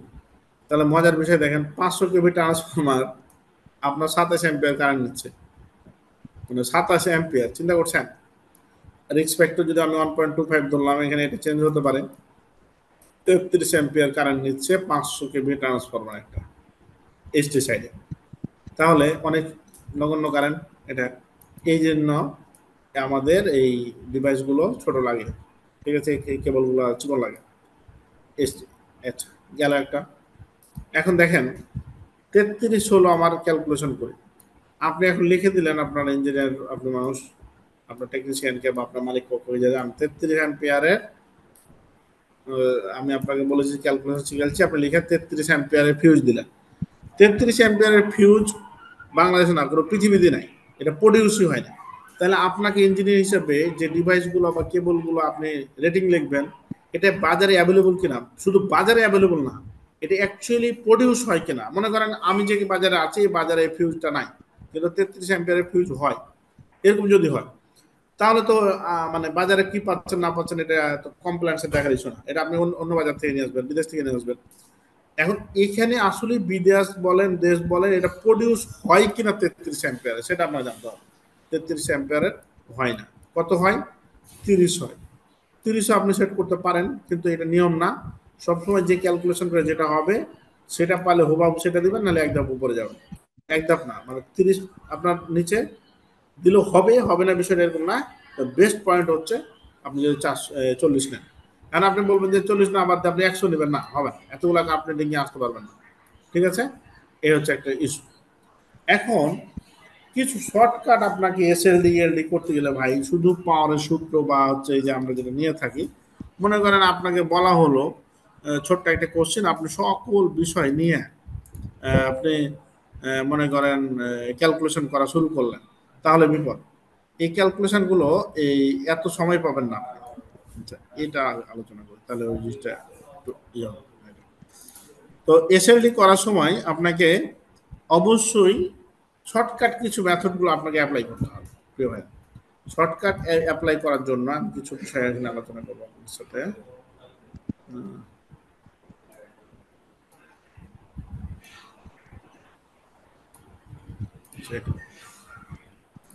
একটু চেঞ্জ করে ফেললাম আর কি। এখন দেখেন আপনি শর্টকাট মেথড কি, এসএলডি-তে বা লোড ক্যালকুলেশনের নিয়মটা হচ্ছে, আমি সংক্ষিপ্ত করে যাচ্ছি, এগুলো আমরা ক্লাসে একটা করে ধরে ধরে আলোচনা করবো ইনশাল্লাহ আপনাদের সাথে। লোড কি বলে, ওয়াট আর কিলোওয়াট, বেশি বড় হলে কিলোওয়াট আর ছোট হলে ওয়াট। যে এত কিলোওয়াটের একটা মোটর দেবো, কি বলে এত কিলোওয়াটের মোটর বা এমডিপি দেবো। যখনই বললো আপনাকে এটার জন্য আপনাকে কেবল অর্ডার দিতে হবে, বেকার অর্ডার দিতে হবে, বাসবার অর্ডার দিতে হবে, এভাবেই তো চলে, ঠিক না? তাহলে এখন দেখেন নিয়ম যদি আপনি না জানেন তাহলে কি লিখবেন? কারণ যখনই মানুষ বলে আমরা যেটা ইউজ করি যেগুলো আমাদের বা মেশিনগুলো, সেটা ওয়াট আর কিলোওয়াট, ওখানে কিন্তু অ্যাম্পিয়ার লেখা থাকে না, কোনটাতে থাকে কোনটাতে থাকে না, মানে মোটরে এত কিলোওয়াট, এত এইচপি, এরকম। যখনই বলে এটাকে কারেন্টের সাথে সাথে বলার সাথে সাথে আপনাকে কনভার্ট করতে হবে। কারণ কি, কেবল ক্যালকুলেশন, বেকার ক্যালকুলেশনের জন্য আপনার সাথে সাথে অ্যাম্পিয়ারটা আপনার প্রয়োজন বাসবার ক্যালকুলেশনের জন্য। তাহলে দেখেন 25 কিলোওয়াট সমান 45 অ্যাম্পিয়ার কেমনে পাইছি? এই যে √3 VI cos θ দিয়ে পাইছি, এই সূত্রটা আপনি ফেলে দেবেন, কত কি নেবেন সবগুলো ফেলে দিলে এটা আপনি পাবেন। আচ্ছা, এটা না করে যদি একটা কাজ করা যায় দেখেন তো কেমন হয়, যে কিলোওয়াট বলবেন, তার সাথে আমি একটা শর্টকাট আমরা বানিয়ে রাখছি।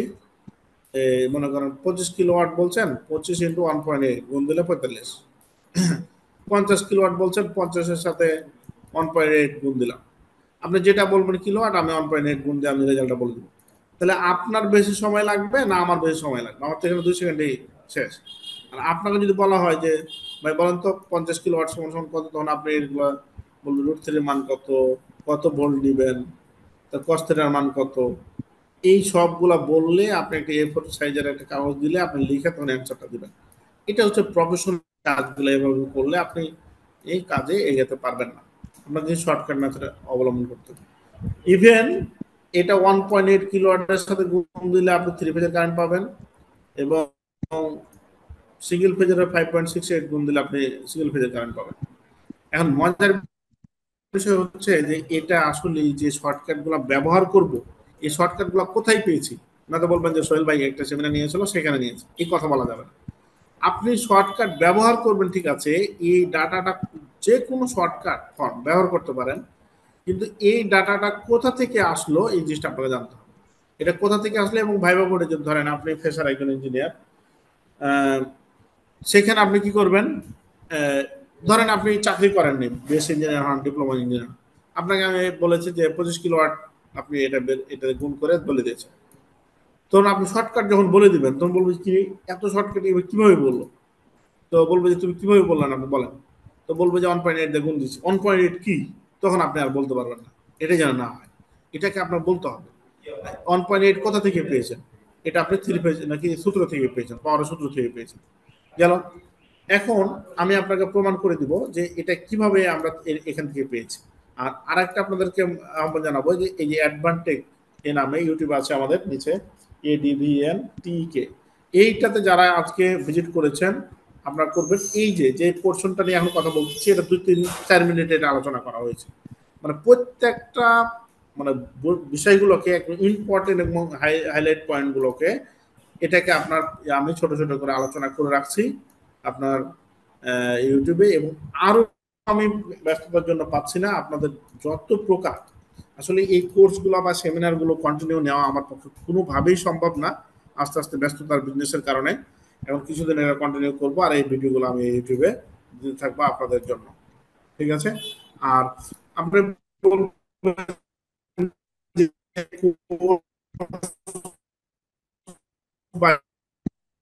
এই ধরনের এই সেমিনার যুক্ত আপনাদের সাথে কানেক্ট হওয়ার জন্য, যে আপনাদের হেল্পে এই ইউটিউবে যেতে পারেননি দেখাই, আর বাকিটি আপনারা ওখান থেকে দেখে নেবেন ইউটিউবে। তো দেখেন এই এটা, তাহলে আমি ইউনিট বের করবো, এটা কিভাবে হচ্ছে এটা আমরা বের করবো। পাওয়ার তাহলে 1 মানে হচ্ছে 1000 কিলোওয়াট ওয়াট, তা √3 মানে হচ্ছে 1.73 2, ভোল্টেজ হচ্ছে 400, পাওয়ার ফ্যাক্টর মান বললাম 0.8। তাহলে দেখেন নিচে হবে 5, 5, 4, 2, 4। আপনি এটা মনে করেন না যে আমি তো ক্যালকুলেটর ছাড়াই ভালোই করতে পারছি, এটা আমি প্রতিদিন করি তাই এটা আমার মনে আছে। আপনারা যদি টাইপ করতে মানে হচ্ছে কিনা একটু দেখতে পারেন, ঠিক আছে? এই দেখেন এটাই। তো এভাবেই এই সিঙ্গেল ফেজটা এভাবে বের হবে, জাস্ট খালি আপনি √3 দিবেন, সিঙ্গেল ফেজের মান বসাবেন, হয়ে যাবে। আরো আপনি ক্লিয়ার দেখতে চাইলে এই অ্যাডভান্টেজের একটু যাবেন, এই টাইপের শর্টকাট যত কিছু আছে সেখানে দেওয়া আছে, আপনার হ্যালো, দেখবেন। এবং আপনাদের মতামত মানে লিখতে একটু বা একটু হাতালি দিতে আমরা কষ্ট পাই, আমরা ইনশাআল্লাহ এটা এগিয়ে যাবেন। এগুলো একটু আপনাদের উৎসাহ প্রয়োজন আমাদের জন্য। আচ্ছা, এখানে কোনো প্রশ্ন যে 400 কেন নিলাম, 0.8 কেন নিলাম, বা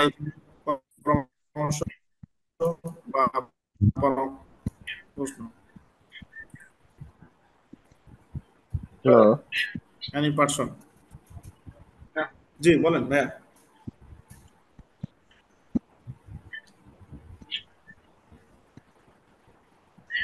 এই একজন প্রশ্ন করেছেন যে 1000 ওয়াট কোথা থেকে আসলো? আমরা ইউনিটি মান বের করতেছি তো 1 কিলোওয়াট। 1 কিলোওয়াট সমান সমান কত? 1000 ওয়াট না? সেখান থেকে আসলো।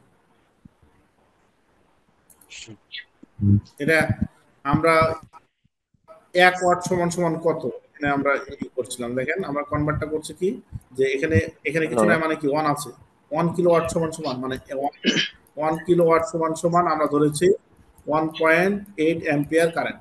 ওকে ব্রাদার, কে যেন একটা প্রশ্ন করেছিলেন?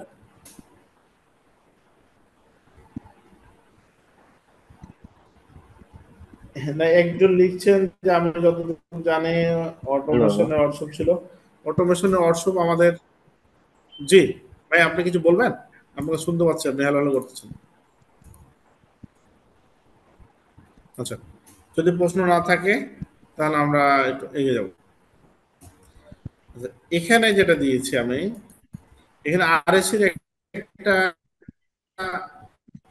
আপনার দিয়েছি যে কিলোওয়াট, যে দেখেন এই কন্টিনিউয়াসলি লোড বা মোটর লোডের ক্ষেত্রে কিলোওয়াটের সাথে 2.37 গুণ দিবেন কখন? যখন আপনার লোড থাকবে না ভোল্টেজ থাকবে 380 যে জায়গায়। আবার 2.25 গুণ দিবেন যখন হচ্ছে 400 আপনার। ভাই আপনার কি হয়েছে? হ্যালো হ্যালো করছেন কেন?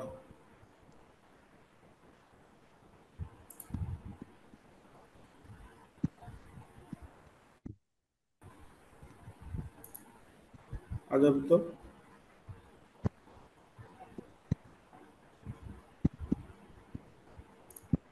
ওনাকে মিউট করে দেওয়া উচিত। হ্যাঁ, না আসলে এখন এই বয়সে এসেও যদি আপনারা না বুঝেন আপনাদের এগুলো, তাহলে তো বিপদ। আচ্ছা যাও ভাই, তো বুঝতে পারেন এবার কিছু।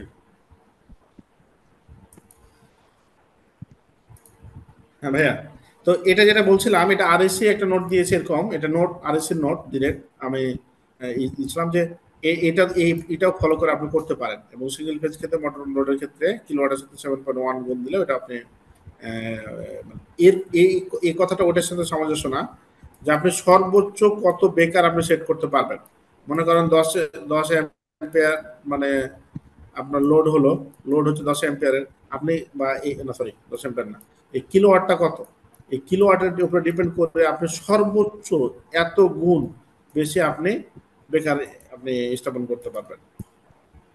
এটা আপনাদের কোনো প্রশ্ন থাকলে আপনার চ্যাট বক্সে লিখতে পারেন এবং আমার করতে পারেন। এটা হচ্ছে আপনার লোড এসএলডি। আচ্ছা, এসএলডির ব্যাপারে একটু বলে দিই, এসএলডি কেমনে করবেন। এসএলডি মানে হচ্ছে লোড ক্যালকুলেশন, এবং হচ্ছে আপনার কোথায় কি আপনার স্ট্যান্ডার্ড ইউজ করবেন সে বিষয়গুলোকে তুলে ধরা। আপনি সবসময় এসএলডি যখন করবেন লোড কি চাচ্ছে ডিপেন্ড করে, কেবল কত হবে, স্ট্যান্ডার্ড আপনার বেকার কত, কনস্ট্যান্টলি নিচের দিক থেকে আপনি করে যাবেন। এগুলো সবগুলো কত লোড নিচ্ছে এটার উপর ডিপেন্ড করে এটা হবে। এখানে এগুলো সবগুলো লোডকে ডিপেন্ড করে এখানে কত বাস বার হবে, মেন বাস বার সেটা দিবেন এখানে একটি লোড হবে। এটা হচ্ছে এসএলডির মূল বিষয়। আচ্ছা, সেম ভাবে দেখেন এখানে তো দেখালাম আপনার কিলোওয়াট থেকে, ওই এবার দেখাবো আপনাদেরকে কেভিএ যদি থাকে থেকে অ্যাম্পিয়ার কিভাবে আপনি নিয়ে যাবেন সেটা আমরা আলোচনা করব। দেখেন এই সূত্র দিয়েও আপনি করতে পারেন, পাওয়ারের সূত্র, এই সূত্র দিয়েও করতে পারেন। দেখেন এই সূত্রটা আপনারা জানেন, সূত্র দিয়ে করে কি 5.24 অ্যাম্পিয়ার কারেন্ট বের হয়েছে কোথায়, 100 কেভি ট্রান্সফরমারের প্রাইমারি সাইডের কারেন্ট, আর সেকেন্ডারি সাইডের কারেন্ট হচ্ছে 139.12 মানে 12। এটা হচ্ছে আপনার কারেন্ট বেরোলো, এটা হচ্ছে সূত্র থেকে। আবার দেখেন শর্টকাট কেভি এর সাথে 0.0524, এই যেটা আমি যেভাবে এতক্ষণ বের করে আসলাম ওভাবেই শর্টকাটটা আসলো, এটার সাথে গুণ দিয়ে এটা। তাহলে দেখেন যেখানে শর্টকাট ভাবে হয়ে যাচ্ছে, তাহলে আমার এত কষ্ট করার দরকার কি, আমি জেনে থাকবো, বাট এটা এখান থেকে নিব। আবার দেখেন যে মানটা হলো এই মানটা এখানে চলে আসছে 1.39 গুণ দিয়ে। এই 1.39 কি, এটা হচ্ছে শর্টকাটে একটা নমিনাল ভোল্টেজ মান বসে এটা পেয়েছি আমরা, একক করে নিয়েছি। আপনাদের যদি আরো এটা পরিষ্কারভাবে জানতে চান তাহলে এই ইউটিউবে আসতে হবে আপনাদের। আচ্ছা, একজন প্রিয় ভাই লিখছেন, যেহেতু চ্যাট বক্সে সামনাসামনি কোশ্চেন, আমি উত্তরটা দিয়ে দিই যে 3.7 কিভাবে আসলো। এটা আসলো আসলে অ্যাকচুয়ালি এটা হচ্ছে আরএসির একটা স্ট্যান্ডার্ড বানিয়ে রাখছে ওরা, সকল বিষয়কে অ্যানালাইসিস করে যে আমরা যেভাবে কোডগুলো বের করেছি এভাবেই ওনারা বের করে রাখছে। এটা হচ্ছে আরএসির একটা ফর্মুলা। যে ওই যে আপনি ছিলেন কিনা প্রথমে, না হলে ভিডিওটা আপনি ইউটিউবে দিব, আপনি দেখে নিন যে কোনো জিনিসের মান মনে করেন 1 থেকে 2.5, তাহলে আপনি এখানে যদি 2ও নিতে পারেন, 2.1ও নিতে পারেন, 2.2 নিতে পারেন, এই ধরনের একটা স্ট্যান্ডার্ড ওনারা সাজিয়ে রাখছে। কেমন, এটা আরএসির ভ্যালু।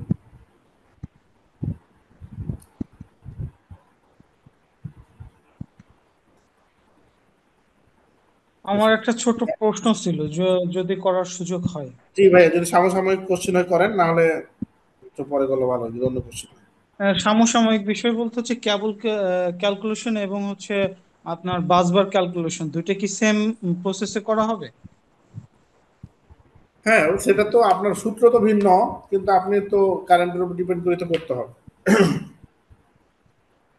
আমি আলোচনা করবো, যেহেতু আপনি প্রশ্ন করেছেন বাসবার ক্যালকুলেশন কিভাবে দেখা দিচ্ছে আপনার। ওকে, হ্যাঁ জি, ওকে, ধন্যবাদ। আর ভুলে গেলে আপনি একটা প্রশ্ন করেন, দেখেন ইএলআর, আরসিসিবিএল, এই যে ডিভাইসগুলো নাম বললে যারা চাকরি করে মানে 20 বছর 30 বছর, তারাও মানে আকাশ থেকে পড়ে বাংলাদেশে, মানে এটা কি। তো এই জিনিসগুলো আমাদেরকে জানতে হবে, আর্থ লিকেজ রিলে, আরসিসিবি, এই যে কিছু ইএলসিবি, এগুলো যে কিছু ডিভাইসগুলো থাকে, এই ডিভাইসগুলোর কাজগুলো আমাকে জানতে হবে। আর্থ লিকেজ কি, এই আর্থ লিকেজটা হচ্ছে আপনারা জানেন যে একটা সার্কিট কমপ্লিট হয়ে যে পজিটিভ কারেন্ট যেটা বের হয়, নেগেটিভ মনে করেন 10 অ্যাম্পিয়ার পজিটিভ কারেন্ট, এই 10 অ্যাম্পিয়ার নেগেটিভ কারেন্টও হতে হবে, তাহলে আপনার ডিভাইসটা ঠিক আছে। এবং অনেকের ধারণা যে নেগেটিভ যদি মনে করেন এটা যদি আপনি 16 আরএমএর দেন, এই নিউট্রালে আপনি 10 আরএমএর কেবল দেন, তাও হবে, এটা ভুল কথা, সেম লাগবে। ঠিক আছে, তো এটা দেখেন এখানে একটা পাওয়ার আদার বসানো হয়, এটা হচ্ছে আপনার, এটা বলা হয় আপনার একটা সিটির মতোই আর কি, ওটা সিটি টাইপের আর কি, আর হচ্ছে কোর ব্যালেন্স সিটি ট্রান্সফরমার, এরকম টাইপের বসানো হয়। এইখান থেকে যে কারেন্টটা গেল দেখেন 10, এই যে 10, এখানে যে কোনো কারণে মানুষের মধ্যে লিকেজ হয় বা কোনো বডি হয়, সেটা তো নিউট্রালে যে এসে তো কমে যাবে, যখনই কমে যাবে তখনই আপনার এখান থেকে এই আপনার মেন যে ব্রেকার থাকে তাকে অফ করে দেবে বা সিগন্যাল দেবে যে আপনার এখানে লিক হচ্ছে। এই লিকটা কত পর্যন্ত আপনি অ্যালাউ করবেন, এটা আবার ক্যালকুলেশন আছে। ঠিক আছে, যে আপনার লিক হলে যদি বন্ধ হয়ে যায় তাহলে তো বিপদ, এটা হচ্ছে আপনার ওই লোডের উপর ক্যালকুলেশন করা আছে, ওটা আমি দেখাই দেবো। পাঁচবার ক্যালকুলেশন এইটা একদম চলে এসেছে জায়গা মতো। ভাই এই বিষয়টা দেখাই দিই একটু কষ্ট করে।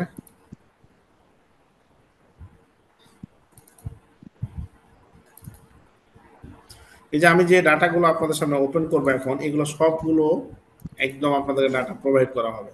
এই যে আমি ফাইলগুলো করেছি, এগুলো সবগুলো কোথায় কি আছে আমি একটু দেখাবো আপনাদেরকে। আপনারা যারা কোর্সে আসতে ইচ্ছুক আপনারা আসতে পারবেন। আর একটা বিষয়, মজার বিষয়, যে এই বিএনবিসি বই নিয়ে বাংলা বিএনবিসি নিয়ে মানে হুলস্থুল পড়ে গেছে। আর এই ভাই বাংলা যারা বাংলার প্রতি নেন এটা আমার কোনো মানে নাই।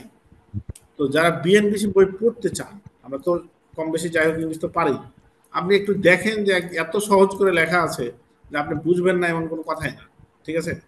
তো আপনি বাংলা নেন, আমি নিতে নিষেধ করতেছি না, কিন্তু আপনি ওই নিয়ে শুধু ডাউনলোড করে রেখে দিলে হবে না, একটু পড়েন, কাজে লাগবে, ঠিক আছে? এই যে ইএলআর এর ব্যাপারে কিভাবে ক্যালকুলেশন করবেন, এই যে সিবিসিডি যেটা বলছিলাম, এগুলো ডিটেলস আছে এখানে, আমরা ধরে ধরে এগুলো আলোচনা করি। তো সময় অনেকক্ষণ চলে গেছে, বাসবারের বিষয়টা আপনার দেখিয়ে আমি আপনাদের কিছু ডকুমেন্ট দেখিয়ে বিদায় নেব। এগুলো হচ্ছে আমাদের প্রত্যেকটা একটা ক্লাস। ট্রান্সফরমার কি টেস্ট আছে দেখেন, ট্রান্সফরমার কি কি টেস্ট আছে, কিভাবে করবেন, কোনটা স্ট্যান্ডার্ড, আপনার ট্রান্সফরমার তেলের রং কিভাবে থাকবে, কত নিতে হবে, সব একদম ধরে ধরে আলোচনা করা হয়। মানে এবিসি লাইসেন্স থেকে শুরু করে আপনার ভাইভা ফেস থেকে শুরু করে সবকিছু এই কোর্সের মধ্যে কভার হবে ইনশাআল্লাহ, একটা ছোট্ট কোর্সে। এবং আমি অনেককে বলি যে এটা লাইফ চেঞ্জিং কোর্স। আপনি যারা কনফিউজ আছেন, আপনি আমার সাথে একবার আসেন, তাহলে বলবেন যে না ভাই আপনি ঠিকঠাক কথা বলেছিলেন। তো দেখেন, বাসবার যিনি ভাই বললেন যে বাসবার কেন ব্যবহার করি, বৈশিষ্ট্যগুলো এখানে লেখা আছে। এটা কপার বাস বা অ্যালুমিনিয়াম কে কতটুকু কারেন্ট নিতে পারবে এবং কোন স্ট্যান্ডার্ড সেটা লেখা আছে, আমি শর্ট করতেছি। বাসবারের সূত্র হচ্ছে বাসবার with into thickness current density. Current density অর্থটা হচ্ছে যে পার স্কয়ার মিলিমিটারে আপনি কত কারেন্ট দিবেন, এটা 1.5 পার স্কয়ার মিলিমিটার। এটা কে বলছে? আরএসএ নিরাপত্তার স্ট্যান্ডার্ড বলতেছে। আর অ্যালুমিনিয়াম কারেন্ট ক্যারিং সেটা 1.09 পার স্কয়ার মিলিমিটার, এটা হচ্ছে আপনার ইনি বলতেছে। গেল, তাহলে আপনি দেখলাম অ্যাভেলেবল কি কি আপনি পাওয়া যায় সেটা আপনি এখানে দেখতে পাচ্ছেন। তারপর হচ্ছে আপনার নেম প্লেট থেকে আপনি কারেন্ট শুধু দেওয়া আছে যে এত কেভিএ ট্রান্সফরমার, যেখানে দেওয়া আছে দেখেন, determine the bus bar size for the secondary side of এত কেভিএ ট্রান্সফরমার এত substation using the 3 phase system and applying the safety factor. Safety factor দিয়ে কত হয়, আমরা 812 বের করলাম এই নেম প্লেট থেকে। মানে আমাদের কিছুই রাখবেন, নেম প্লেট থেকে বের করার পরে কোন স্ট্যান্ডার্ড আমি এটা করতেছি সেটা লেখা আছে এখানে সুন্দরভাবে, যে নরমালি ওপেন ইয়ার কোন কোন দিয়ে আপনি কোথা দিয়ে আপনি এই কপারটা নিয়ে যাচ্ছেন, কি অবস্থা সেটা আছে। তারপরে হচ্ছে এই কপারটাকে আপনি অ্যাম্পিয়ারের উপর ডিপেন্ড করে উইথটা বের করবেন না থিকনেসটা ধরে নেবেন, সেটা হবে। সেটা হয়ে আপনি দেখেন এখানে লেখা আছে যে উইথ এবং থিকনেস গুণ করে 600 স্কয়ার মিলিমিটারের কাছাকাছি বাসবার নিতে হবে। এখানে দেখেন কপার নিড এ বাসবার 60x10 দেখিছেন, গেল একটা। অ্যালুমিনিয়াম কত নেবেন, অ্যালুমিনিয়াম ধরলেন আপনি 745 কাছাকাছি নিতে হবে। তারপর করতে করতে এখন এখানে এসে আবার বাসবারের আমি বলতেছি কি, what is important to know to find out the weight of বাসবার। বাসবার আমি বের করতে পারলাম, উইথ লাগবে এত, ঠিক এত এত, অ্যালুমিনিয়াম এত, কপার এত। তারপরে কি হচ্ছে, বাসবার ওয়েট বের করতে হবে, কয় কেজি বাসবার লাগবে সেটা আপনি এই আলোচনা থেকে শেষ করতে পারবেন। তারপরে আপনি কয় কেজি এবং কয় টাকা লাগবে সেটা আপনি বের করতে পারবেন। এই যেখানে যে আমার এই বাসবার এত লেন্থ এবং থিকনেস গুণ করে কত ফিট নেবেন, 5 ফিট নেবেন, কত কেজি, এত কেজি। তাহলে দেখেন এই যে ফাইনালি আমার যেটা গোল, আমার টোটাল 36.85 কেজি বাসবার লাগবে, 5টা বাসবার। 1600 টাকা কেজি যদি ধরি, জাস্ট এটা কম বেশি আপনি নিতে পারেন, তাহলে আমার 58,960 টাকা আপনার হচ্ছে বাসবার লাগবে। তাহলে দেখেন এই যে একটা ছোট্ট আলোচনা, এবং বাসবারগুলো কত দূর দূর নেবেন এটা আমাদের একটা ক্লাসের আলোচনা, এটার সাথে আমরা পিডিএফ আবার প্রোভাইড করব। এইগুলো এভাবে যখন যেটা আমরা ধরবো একটা একটা করে, স্ট্যান্ডার্ড কোন স্ট্যান্ডার্ড কি বলতেছে, এবং হচ্ছে আমাদের নিজস্ব পিডিএফটা আপনাকে দিব, এবং হচ্ছে আমাদের যে সাপোর্টিং যে ডকুমেন্টসগুলো আছে এগুলো সেগুলো দেবো ভাই। আমরা হয়তো বুঝেছেন, এই যে সাপোর্টিং ডকুমেন্টগুলো একটা আমি আপনাকে দেখাই, তাহলে আপনি বুঝবেন যে ট্রান্সফরমার, ধরেন আমি ট্রান্সফরমার লেআউট তৈরি করবো বা কেবলের ই করবো, সব এগুলো আপনাদের প্রোভাইড করবো এবং লাইফ টাইম দেবো আপনাদের। আর আলোচনা আছে, কোশ্চেন ছিল। হ্যালো, জি ভাই, হ্যাঁ এটা আমি দেখাচ্ছি, আপনি কোশ্চেন করতে থাকেন প্লিজ। বাসবার নিয়ে কোশ্চেন ছিল। আপনি যে একটা রেঞ্জ দেখাইলেন বাসবারের থিকনেস আর উইথের, এটা কি কোনো ডিএনবিসি বা এনএফটি এর কোনো ইয়াতে দেওয়া আছে না? এটা কিভাবে আমরা জানবো? মানে সূত্রটা? না না, সূত্র না, একটা মানে থিকনেস আর উইথের একটা কতগুলা ভ্যালু দেখালেন না, মানে কিরকম কিরকম সাইজ হতে পারে, এই জিনিসটা কোথায় কোনো রুলসে আছে নাকি? 60 ইনটু 10 না না শুনুন, আমি আপনাকে বলি, আচ্ছা দেখাচ্ছিলাম যেটা প্রশ্ন করেছেন, প্রশ্ন তাহলে করবেন, আমি আপনাদের উত্তর দেবেন ইনশাআল্লাহ। জি জি। তো বা যাদের ব্যস্ত তারা চলে যাবে, আমরা প্রয়োজনে দুই ভাই থাকবো, কোনো সমস্যা নেই এটা নিয়ে। এটা ভাইয়া এটা আমি একটু আলোচনা করি, তারপর আপনার ওখানে আসছি। হ্যাঁ আচ্ছা আচ্ছা আচ্ছা, ঠিক আছে, সমস্যা নেই।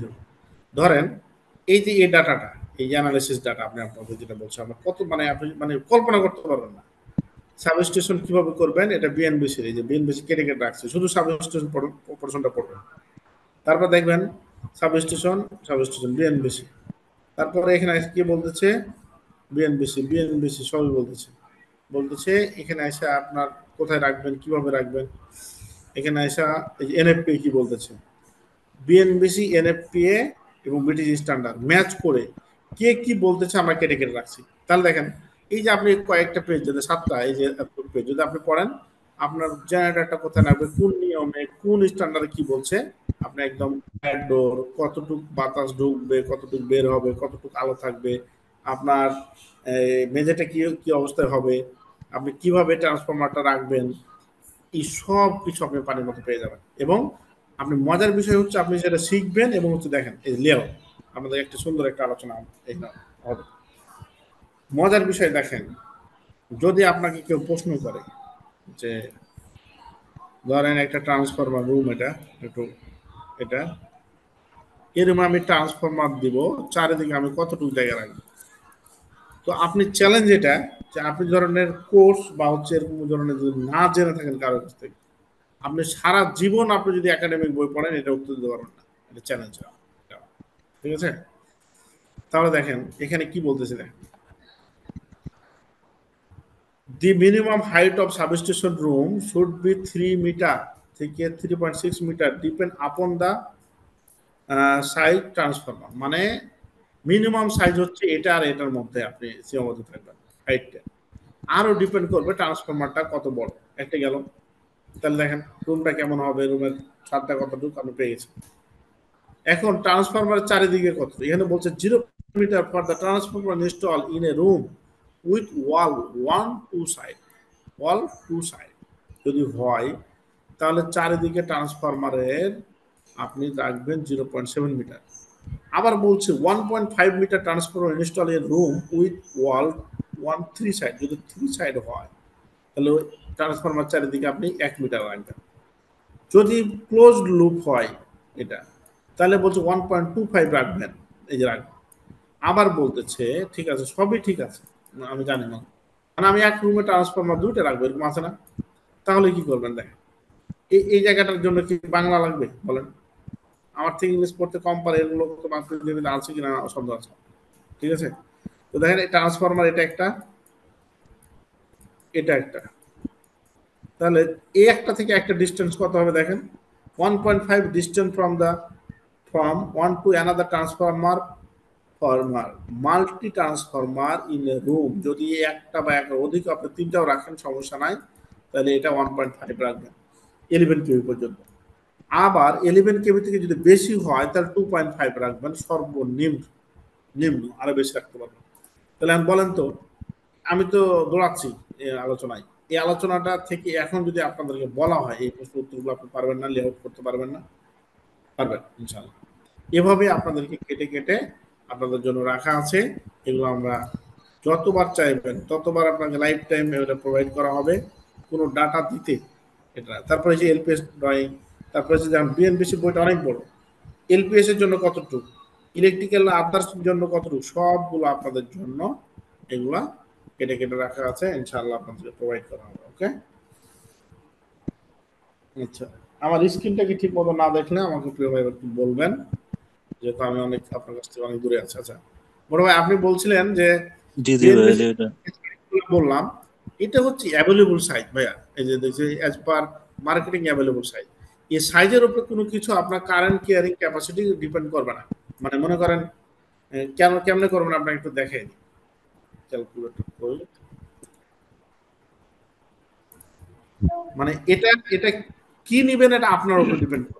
আর এই যে সাইজগুলো দেওয়া আছে এগুলো অ্যাভেলেবল সাইজ এটা হয়, যদি এই সাইজটা আপনি চেঞ্জ করেন তাহলে মানের কোনো পরিবর্তন হবে না। কেমন হবে না, মানে বিএনবিসির কোনো সূত্রের কোনো সমস্যা নেই। দেখেন 25 ইন্টু 5 তাহলে কত হচ্ছে 125 ইন্টু এটা ক্যাপাসিটি কত 1.5।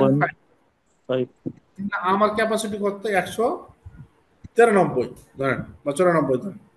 এখন যদি আপনি এরকম ধরেন দেখেন একটু 24 ইন্টু 6 তাহলে 1.55 দেখেন 200 কত 23।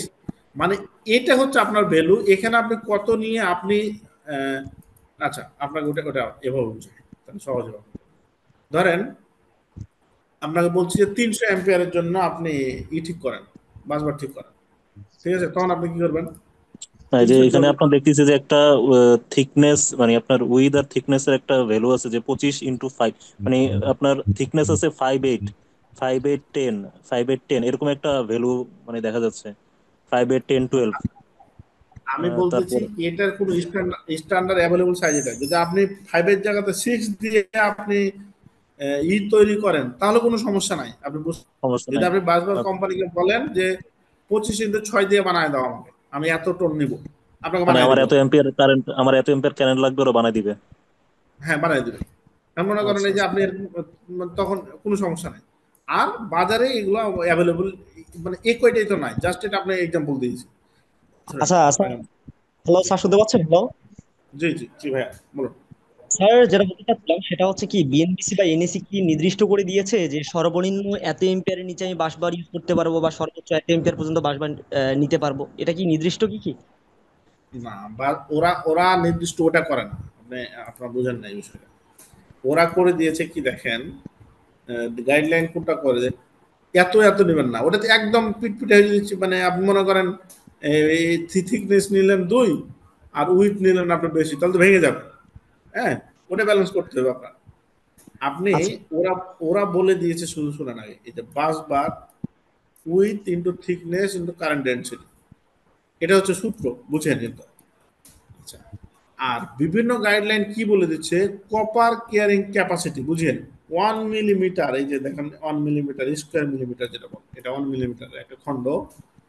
এখানের মধ্যে বলে দিচ্ছে যে এই 1 মিলিমিটার স্কয়ার মিলিমিটার খণ্ডের মধ্যে তুমি কারেন্ট সর্বোচ্চ নিতে পারবো 1.55 এটা অ্যাম্পিয়ার, বুঝেন? তাহলে এই খণ্ড যদি আপনি যত বেশি নেবেন তত আপনি 10টা নিলেন 10 দিয়ে গুণ দিবেন আপনি, মনে করেন। বুঝে গেছেন? বুঝছেন? এটা এই ভ্যালুটা নির্ধারণ করে দিচ্ছে। আবার অ্যালুমিনিয়াম কারেন্ট ক্যারিং ক্যাপাসিটি বলে দিচ্ছে 1.09।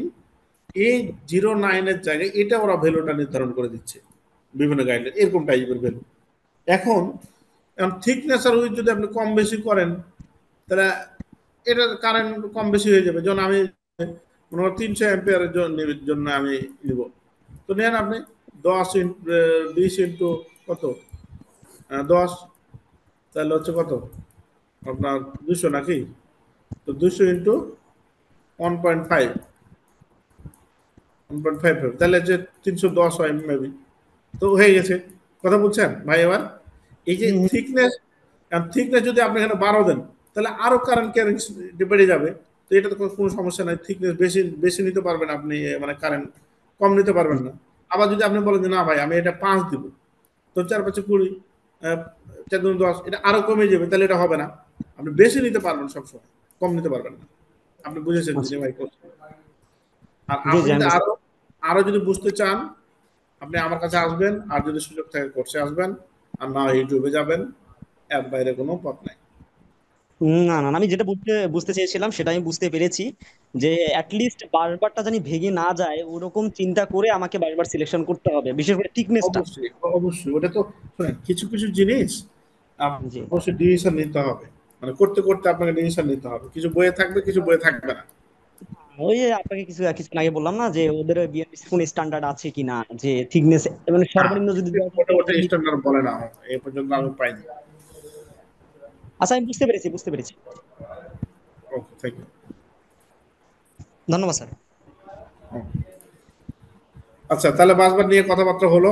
এবার হচ্ছে আপনার ভোল্টেজ ড্রপ ক্যালকুলেশন নিয়ে। আপনারা জানেন যে ভোল্টেজ ড্রপ ক্যালকুলেশনটা আমরা কেউ কনসিডার করি না, এটা খুব ইম্পর্টেন্ট।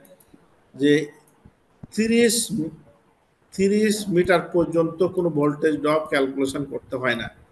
30 মিটারের পর যদি হয়, আপনি কোথা থেকে কোথায় কতটুকু কারেন্ট ভোল্টেজ নিচ্ছেন এটা আপনাকে আপনার ভোল্টেজ ক্যালকুলেশন করতে হবে। হ্যাঁ ভাইয়া, কে প্রশ্ন করছিলেন?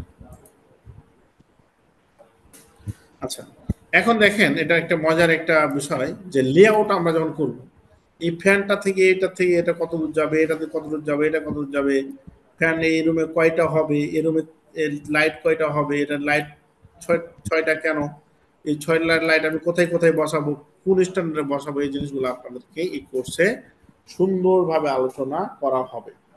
একটা সুন্দর বিষয় দেখেন, এই যেটা ধরেন এই রুমে ক্যালকুলেশন আমি লাইট লুমেন্স মেথডও ক্যালকুলেশন করে দেখাই সেমিনারে, কিন্তু আজকে একটু শর্ট করতেছি, আমি গাজীপুরে আছি, আবার উত্তরে যেতে হবে। বিষয়টা হচ্ছে যে ধরেন এই রুমে আমি লুমেন্স মেথড ক্যালকুলেশন করে আমি 6টা লাইট হবে এটার নাম। এই রুমে যে কত লাইট হবে এটা কে ডিপেন্ড করবে? বিএনবিসিতে আছে আপনার। আর এই রুমে হচ্ছে এটা হচ্ছে অফিস রুমের জন্য 300 লাখ, কাটিং সেকশনের জন্য এত, করিডোরের জন্য 150, এভাবে আপনার লিমিটেশন দেওয়া আছে। এটা আপনার আমার কিছু করার নাই, এটা অ্যানালাইসিস করে স্টার দিয়ে রাখছে। এখন ধরেন এই রুমটাতে 6টা লাইট লাগবে, এটা কিভাবে সেট করবো? এখানে একটা দাও, এখানে একটা দাও, এখানে একটা দাও, এখানে একটা দাও, এরকম করে এভাবেই করি আমরা। এটা কোনো কমপ্লেন্সের কাজ হতে পারে না। এটা হচ্ছে কি একটা সিস্টেম আছে এরকম, ধরেন এই রুমে 6টা লাইট লাগবে, যে মিটারটা হবে এখানে মিটারে, এটাকে আপনি জয়টা লাইট হবে তত দিয়ে ভাগ দিবেন। কয়টা দিয়ে? 3 দিয়ে ভাগ দিবেন। 3 দিয়ে ভাগ করে পাবেন আপনার 2.06, এটা পাবেন। তাহলে একটা লাইট থেকে একটা লাইটের ডিস্টেন্সটা এটা হবে এই মধ্যখানে। আবার এই ওয়াল থেকে এই ওয়াল থেকে এখানে কতটুকু হবে, এটাকে আবার 2 দিয়ে ভাগ দিবেন। 2 দিয়ে ভাগ করে হবে 1.03 আপনার ভ্যালু দ্বারা। তাহলে দেখেন শেষ, এটাকে আমি এই কপিটাকে এখানে যার সাথে কপি করবো। এখন একটা কাজ হলো। আর একটা কাজ কি করব, আমি খুবই দ্রুত টানছি, সরি বলতেছি, যে আপনাদের জাস্ট একটু ধারণা দিয়ে আমি বের হই। আচ্ছা, তাহলে হয়ে গেল।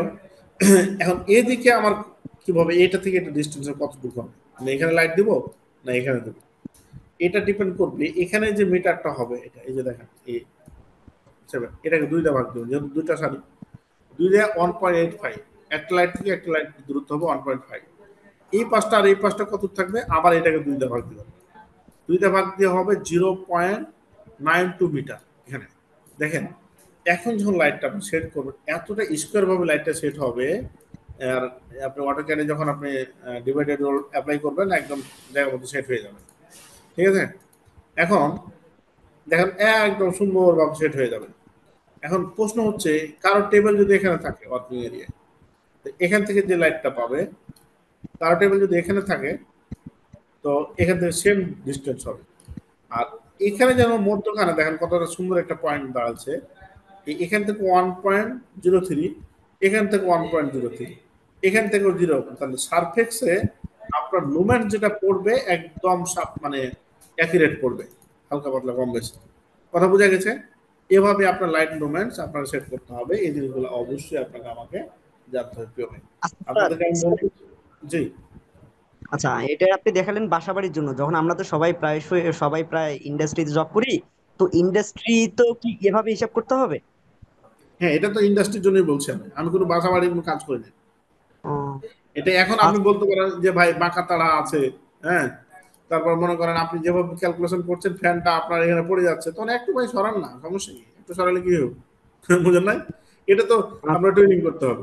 বা আপনার ধরেন এখানে আপনি 6টা লাইট দিলেন, এরকম একটু জায়গাতে আপনার অফিসটা এরকম হয়ে আছে, এরকম অফিস থাকে না, তখন এখানে আপনি একটা লাইট দেন, সমস্যা কি, বা এখানে একটা দেন। মানে কিছু জিনিস তো আপনাকে নিতেই হবে। অবশ্যই। সবগুলো তো আপনি ওই সূত্রতে ফেলে দেওয়া বসে থাকলে হবে না।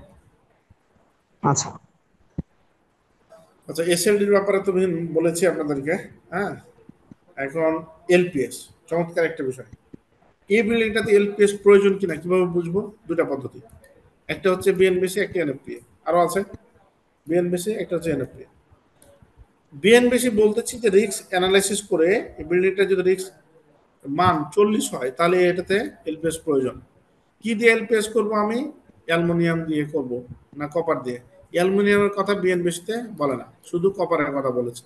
অ্যালুমিনিয়াম দিয়ে করতে পারবেন না এরকমও কথা বলেছে। তাহলে সাফিসিয়েন্ট ডাটা আপনি এলপিএস করার জন্য বিএনবিসি থেকে পাবেন না। গেল একটা ইস্যু। আরেকটা ইস্যু হচ্ছে এনএফপি এতটা চমৎকার করে দিয়েছে যে এ হাইট যদি 75 ফিট হয় তাহলে আপনি ক্লাস 1 ম্যাটেরিয়াল নিয়ে করবেন। 75 ফিটে যদি বেশি হয় তাহলে ক্লাস 2 ম্যাটেরিয়াল নিয়ে করবেন। সকল নিয়ম একই, ক্লাস 1 আর 2 বলতে বোঝায় ম্যাটেরিয়ালের গঠন চেঞ্জ হবে, সকল নিয়মতান্ত্রিক এক থাকবে। প্রিয় ভাই, শর্ট করে এটা বললাম। কোনোদিন যদি আবার সেমিনার মাসে একটা করে হয় এবং কোর্সে আসতে পারেন তাহলে আরো মানে 2টা ক্লাস করবো, আপনি এলপিএস পারবেন 100% ইনশাআল্লাহ। আর আবারও বলতেছি এখানে ফ্রি ক্লাস কি আজকে শেষ? হ্যাঁ ভাইয়া, আমরা ফ্রি ক্লাস বলতে সেমিনারে এই আলোচনা সম্পূর্ণ আমরা রাখি একটা ক্লাস। আর আপনার যদি কোনো জানার থাকে আপনাকে আমি আবারও বলতেছি যে কোর্স করতে হবে এটা ভুলে যান ভালো থেকে। মানে কোর্স শুনলেই কেন যেন মনে হয় যে আমি বুঝাইলেও আপনি বুঝবেন না। এখন যদি আমি ভালো কিছু বুঝাই আপনাকে তা মনে হয় যে সোহেল ভাই তো কোর্স করার কথা। কোর্স আপনাকে জীবনে কোনোদিন অ্যাডভান্টেজ করতে হবে না। আপনি অন্য জায়গাতে কোর্স করবেন, আমার ফ্রি সেমিনার আমার থাকবে, আমি আপনাদেরকে সাজেশন দেব। যেটা বলছি একটু ভাইয়ের কথাটা একটু শুনেন। থার্মোগ্রাফি আপনি এ পয়েন্ট 1 পয়েন্ট হিট পাইছেন, এখানে 150.7। এটা হচ্ছে আমরা যে কোনো ডিভাইস বা কি বলে আমাকে এটা সার্চিং করতে হয় প্রিয় ভাই। এই সার্চিং করে করে আমাদের রিপোর্ট তৈরি করতে হয়। এটা হচ্ছে থার্মোগ্রাফি স্ক্যানার। এখন এটার 4টা স্টেজ থাকে, 0, 1, 2, 3। এটা আপনি দেখেন তাপ কত, টেম্পারেচার কোথায় থাকলে কোন ক্যাটাগরি থাকবে, আপনার ফ্যাক্টরিতে যতগুলো ডিবি থাকবে এগুলো সার্চ করে আপনার রিপোর্ট তৈরি করে রাখতে হবে। এবং এখানে দেখেন আপনার নর্মাল টেম্পারেচার থেকে যদি 40 ডিগ্রি আপনার বেশি হয়ে যায় তাহলে এটা তাৎক্ষণিক অফ করে কাজ করতে হবে। এই জিনিসটা এটা আছে, আপনারা একটু দেখে নিন, ঠিক আছে? আচ্ছা, কেবল ইন্স্যুরেন্স টেস্ট। এই কেবলগুলো দেখেন একাধিক ফেজ যখন একসাথে যায় তখন এটার গায়ে ধরে বা আমরা হাতে ধরে কাজ করি, সেজন্য এটা ইন্স্যুরেন্স টেস্ট করতে হয়। এই টেস্টটা করার জন্য প্রিয় ভাই যেটা করতে হবে, এটা ইন্স্যুরেন্স টেস্ট করতে হয় 5 মেগা ওহম বুঝেন, এর উপরে এই ইন্স্যুরেন্স ব্যারিয়ারের রেজিস্ট্যান্স থাকতে হবে। যদি আর নিচে হয় তাহলে এই কেবল চলবে না। এখন এই হচ্ছে আমাদের আজকের আলোচনা। আমি আপনাদের কোনো প্রশ্ন থাকলে এখন নিব ইনশাআল্লাহ। আর আমাদের এই কোর্সের কিছু মডিউলটা আপনাদের সাথে মিট করবো, একটু সময় দিবেন প্লিজ। আপনারা কোর্স করেন বা না করেন, যেহেতু যুক্ত হয়েছেন একটু আমাদের এইটা দেখুন। হ্যাঁ, চমৎকার এখানে একটা জিনিস আলোচনা করা হয়েছে। আমরা প্রথম ক্লাসে করব আমরা কিভাবে কি করব, ক্লাসগুলো নিয়ে এটা আলোচনা করব। আর দ্বিতীয়ত হচ্ছে কেবল ক্যালকুলেশন, এসটি এবং এলটিএস টাইপের 2 নম্বর ক্লাস। 3 নম্বর সার্কিট ব্রেকার। সার্কিট ব্রেকার বলতে যতগুলো এসিবি বিসিবি থেকে শুরু করা হচ্ছে, আরএসসি, নিরাপন, BNBC, NFP, ISC, NSC standard অনুযায়ী। তারপর বাস বা সাইজ ক্যালকুলেশন, ওয়েট ক্যালকুলেশন যেটা দেখালাম, BBT size, voltage drop calculation, earthing selection calculation, VCB IDMT relay calculation, substation আলাদা, এগুলো সবই সাবস্টেশনের পার্ট। তারপর আলাদা আরো কিছু বিষয় করবো, ট্রান্সফরমার টেস্ট কিভাবে করবে, বিভিন্ন প্রকার টেস্টগুলো নিয়ে। এই কোর্সের মধ্যেই যেন আপনারা একটা কোর্স করেই এটা ফ্যাক্টরিতে গুড হিসেবে কাজ করতে পারেন, একটা ক্লাস আমরা দিয়ে থাকি। আমাদের কিন্তু আলাদা একটা ব্যাচ আছে ইলেকট্রিক্যাল অটোকেট, কিন্তু একটা কোর্স করলে যেন আপনি নিজের পায়ে আপনি হাঁটতে পারেন। যারা ম্যানেজমেন্টে আছেন এবং যারা চাকরি করতে চান ইন্ডাস্ট্রিতে, আমি আপনাদের ওয়েলকাম জানাবো যে আপনি আসেন, ইনশাআল্লাহ আমি ভালো করবেন। এবং এখানে এখন পর্যন্ত 9-10 জন ডিজিএম এবং ম্যানেজার আমাদের এই কোর্স করছে, আলহামদুলিল্লাহ।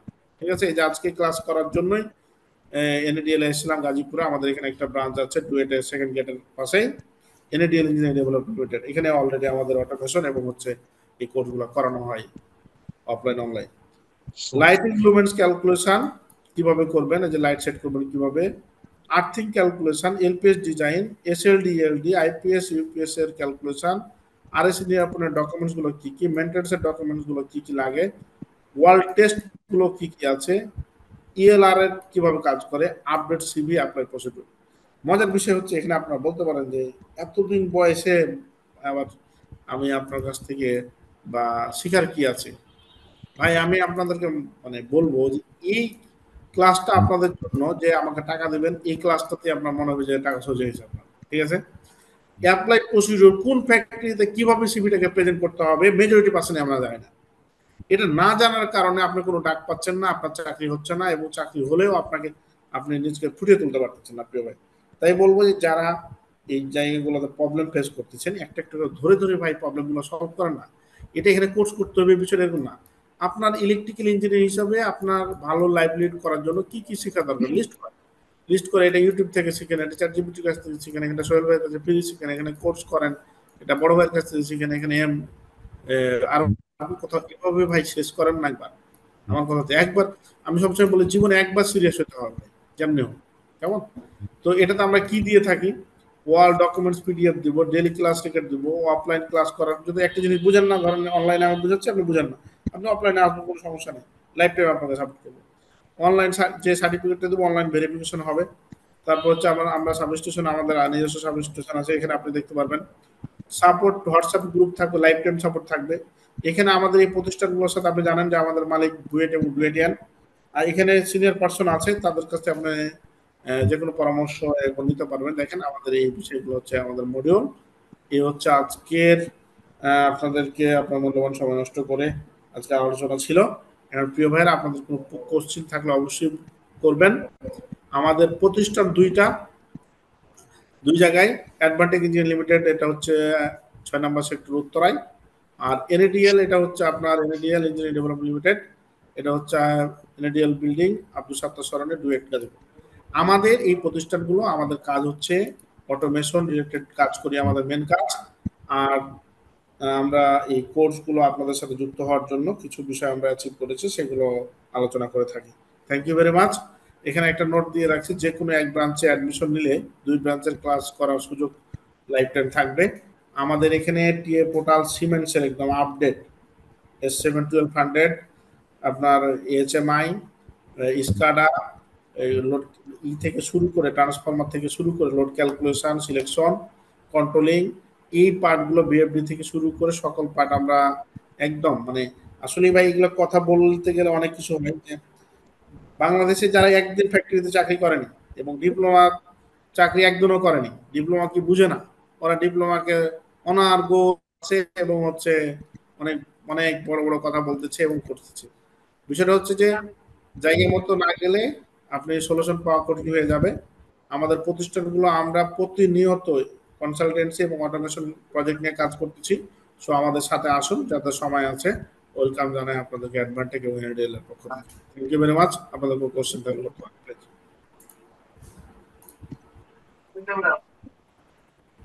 ভাইয়া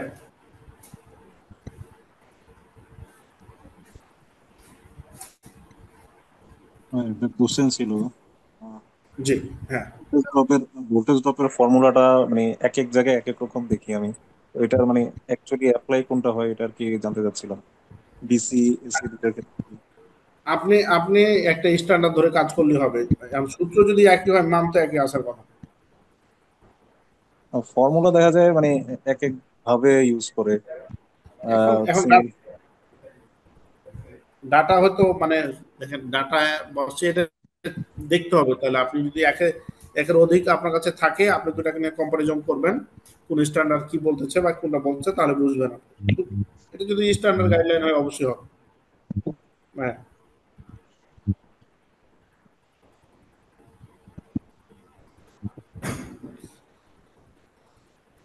আর কারো কোনো প্রশ্ন, কোনো ভাইয়ের বা কোনো আজকে সেমিনার কেমন হয়েছে, পক্ষে বিপক্ষে পরামর্শ, আজকে ছোট ভাইদের উদ্দেশ্যে যারা সিনিয়র পার্সন আছেন বলার থেকে বলুন প্লিজ।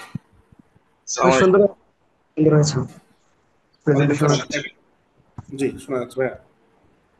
শোনা যাচ্ছে? জি জি শোনা যাচ্ছে, বলুন। হ্যাঁ, থ্যাংক ইউ। খুব ভালো লাগছে। আচ্ছা, আপনাদের এখানে তো যে কোর্সটা করতেছেন বা এটা তো জব সেক্টরে, তাই না? নাকি জব সেক্টর ছাড়াও এই কোর্স করে কি জব সেক্টর ছাড়াও অন্য করা যাবে? ডিজাইনটা, আপনাদের কোর্সের যে ডিজাইনটা, যারা ফ্রেশার আছে তারা তো ট্রেনিং করে তো ফ্যাক্টরি ইন্ডাস্ট্রি বা যে কোনো প্রতিষ্ঠানে জবের জন্য স্কিল করবে। এটার বাইরে অন্য কেউ এটা করে কোনো কনসালটেন্সি করার মতো এখানে কি ওইভাবে গাইড করা আছে, নাকি শুধু জবের দিকে ভাই আমি আপনাকে বলবো যে আপনি কি করেন, আমি জানতে চাচ্ছি একটু বড় ভাই। আমি জব করি, আমি গভর্নমেন্ট এমপ্লয়ি। আচ্ছা, থ্যাংক ইউ। আমি ইলেকট্রিক্যাল ইঞ্জিনিয়ার। হ্যাঁ ভাই, আমি আপনাকে একটা বলি। ধরেন এই বিল্ডিং এলপিএস ডিজাইন করতে হবে, একটু একটু বলি তাহলে বুঝে যাবেন। হ্যাঁ, এইটাতে আমার এলপিএস ডিজাইন করতে হবে, ঠিক না? তো আমি সোহেল রানা, আমি এলপিএস ডিজাইন জানি, আমি করে দিলাম, ওকে, আমাকে টাকা দিলেন, আমি মনে থার্ড পার্টি একটা গেল। এই ফ্যাক্টরিতে আমি ইঞ্জিনিয়ার সোহেল রানা, আমি এলপিএস জানি, আমি করে দিলাম। তো এই ডিজাইন যে করলেন, এটাতে আপনি থার্ড পার্টি না কি, এটা কি জরুরি আমার কাছে, না কার জানা জরুরি? ভাইয়া বুঝতেছেন বিষয়টা? যে আপনি যদি ইলেকট্রিক্যালের বিষয়গুলো আমি জেনে যাই, তাহলে আপনি কনসালটেন্ট করতে পারবেন, আপনি নিজের ফ্যাক্টরিতে করতে পারবেন, আপনি যা ইচ্ছা তা করতে পারবেন। মানে এটা একটা গুড প্যাশনেট বা এই জায়গাটা আপনি বলতে পারেন নিজকে তৈরি করার জন্য ভাইয়া। এবং আপনারা তো গভর্নমেন্ট জব করছেন ভাই, এই কোর্স মানে যদি এখানে সিনিয়র পার্সন যারা আছেন, একটু ফ্যাক্টরি লেভেলে যারা আছেন বা কনসালটেন্ট আছে বলবেন, এই জিনিসগুলো যদি কেউ মানে 60+% জানে, ফ্রেশার হোক আর কি হোক, মানে ওর লেভেলটা কতটা চেঞ্জ হবে সেটা আপনি কল্পনা করতে পারবেন না। এই যে আজকে আমি ডুয়েটে আছি, এখানে 4 জন মানে 4 থেকেও বেশি বয়স এই টাইপের লোকজনকে আমি আমার এই কোর্সটা করতেছি। কেন? তারা ব্যস্ততার কারণে এটা এই জিনিসগুলা নোট ডাউন করতে পারেনি বা কিছু করতে পারেনি, এখন প্রয়োজন হচ্ছে এখন কোর্স চুজ করে সেটা কভার দিচ্ছে, এটা ভালো। ওনারা অন্য কাজে ব্যস্ত ছিল, এখানে একটু কম দিয়েছে, এতটুকু ব্রাদার।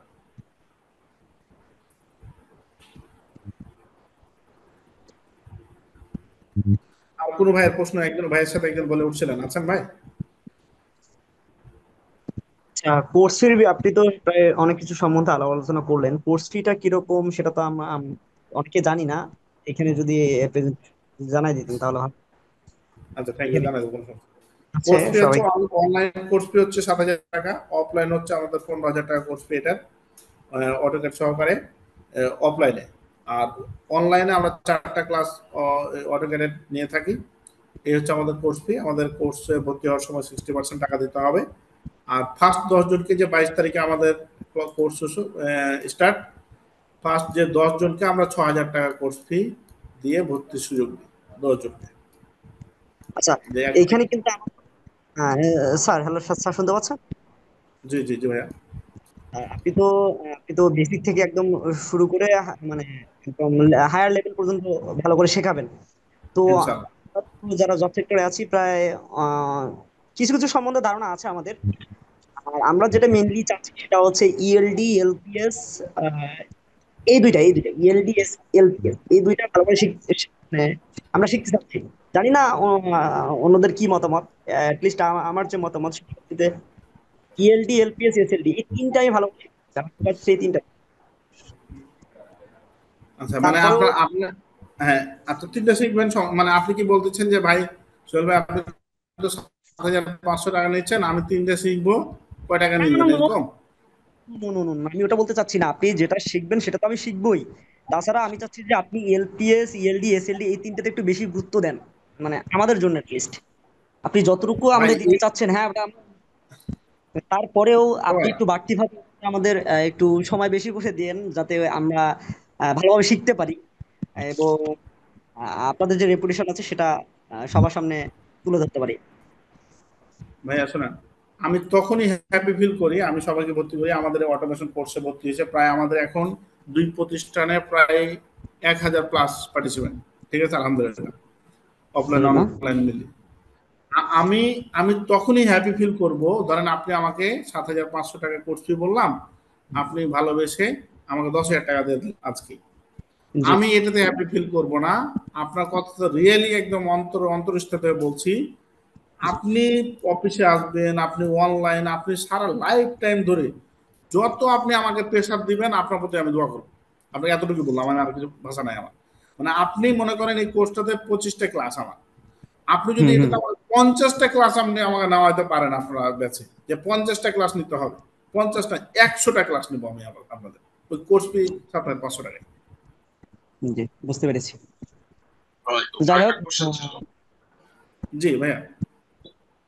আচ্ছা, এখানে আরএসসি যেটা, ধরেন আরএসসি যে অডিট, এনার্জি অডিট, এই ধরনের যে অডিট সেখানে জবের বাইরে মানে কাজ করার স্কোপটা কি, এটার এটা কি?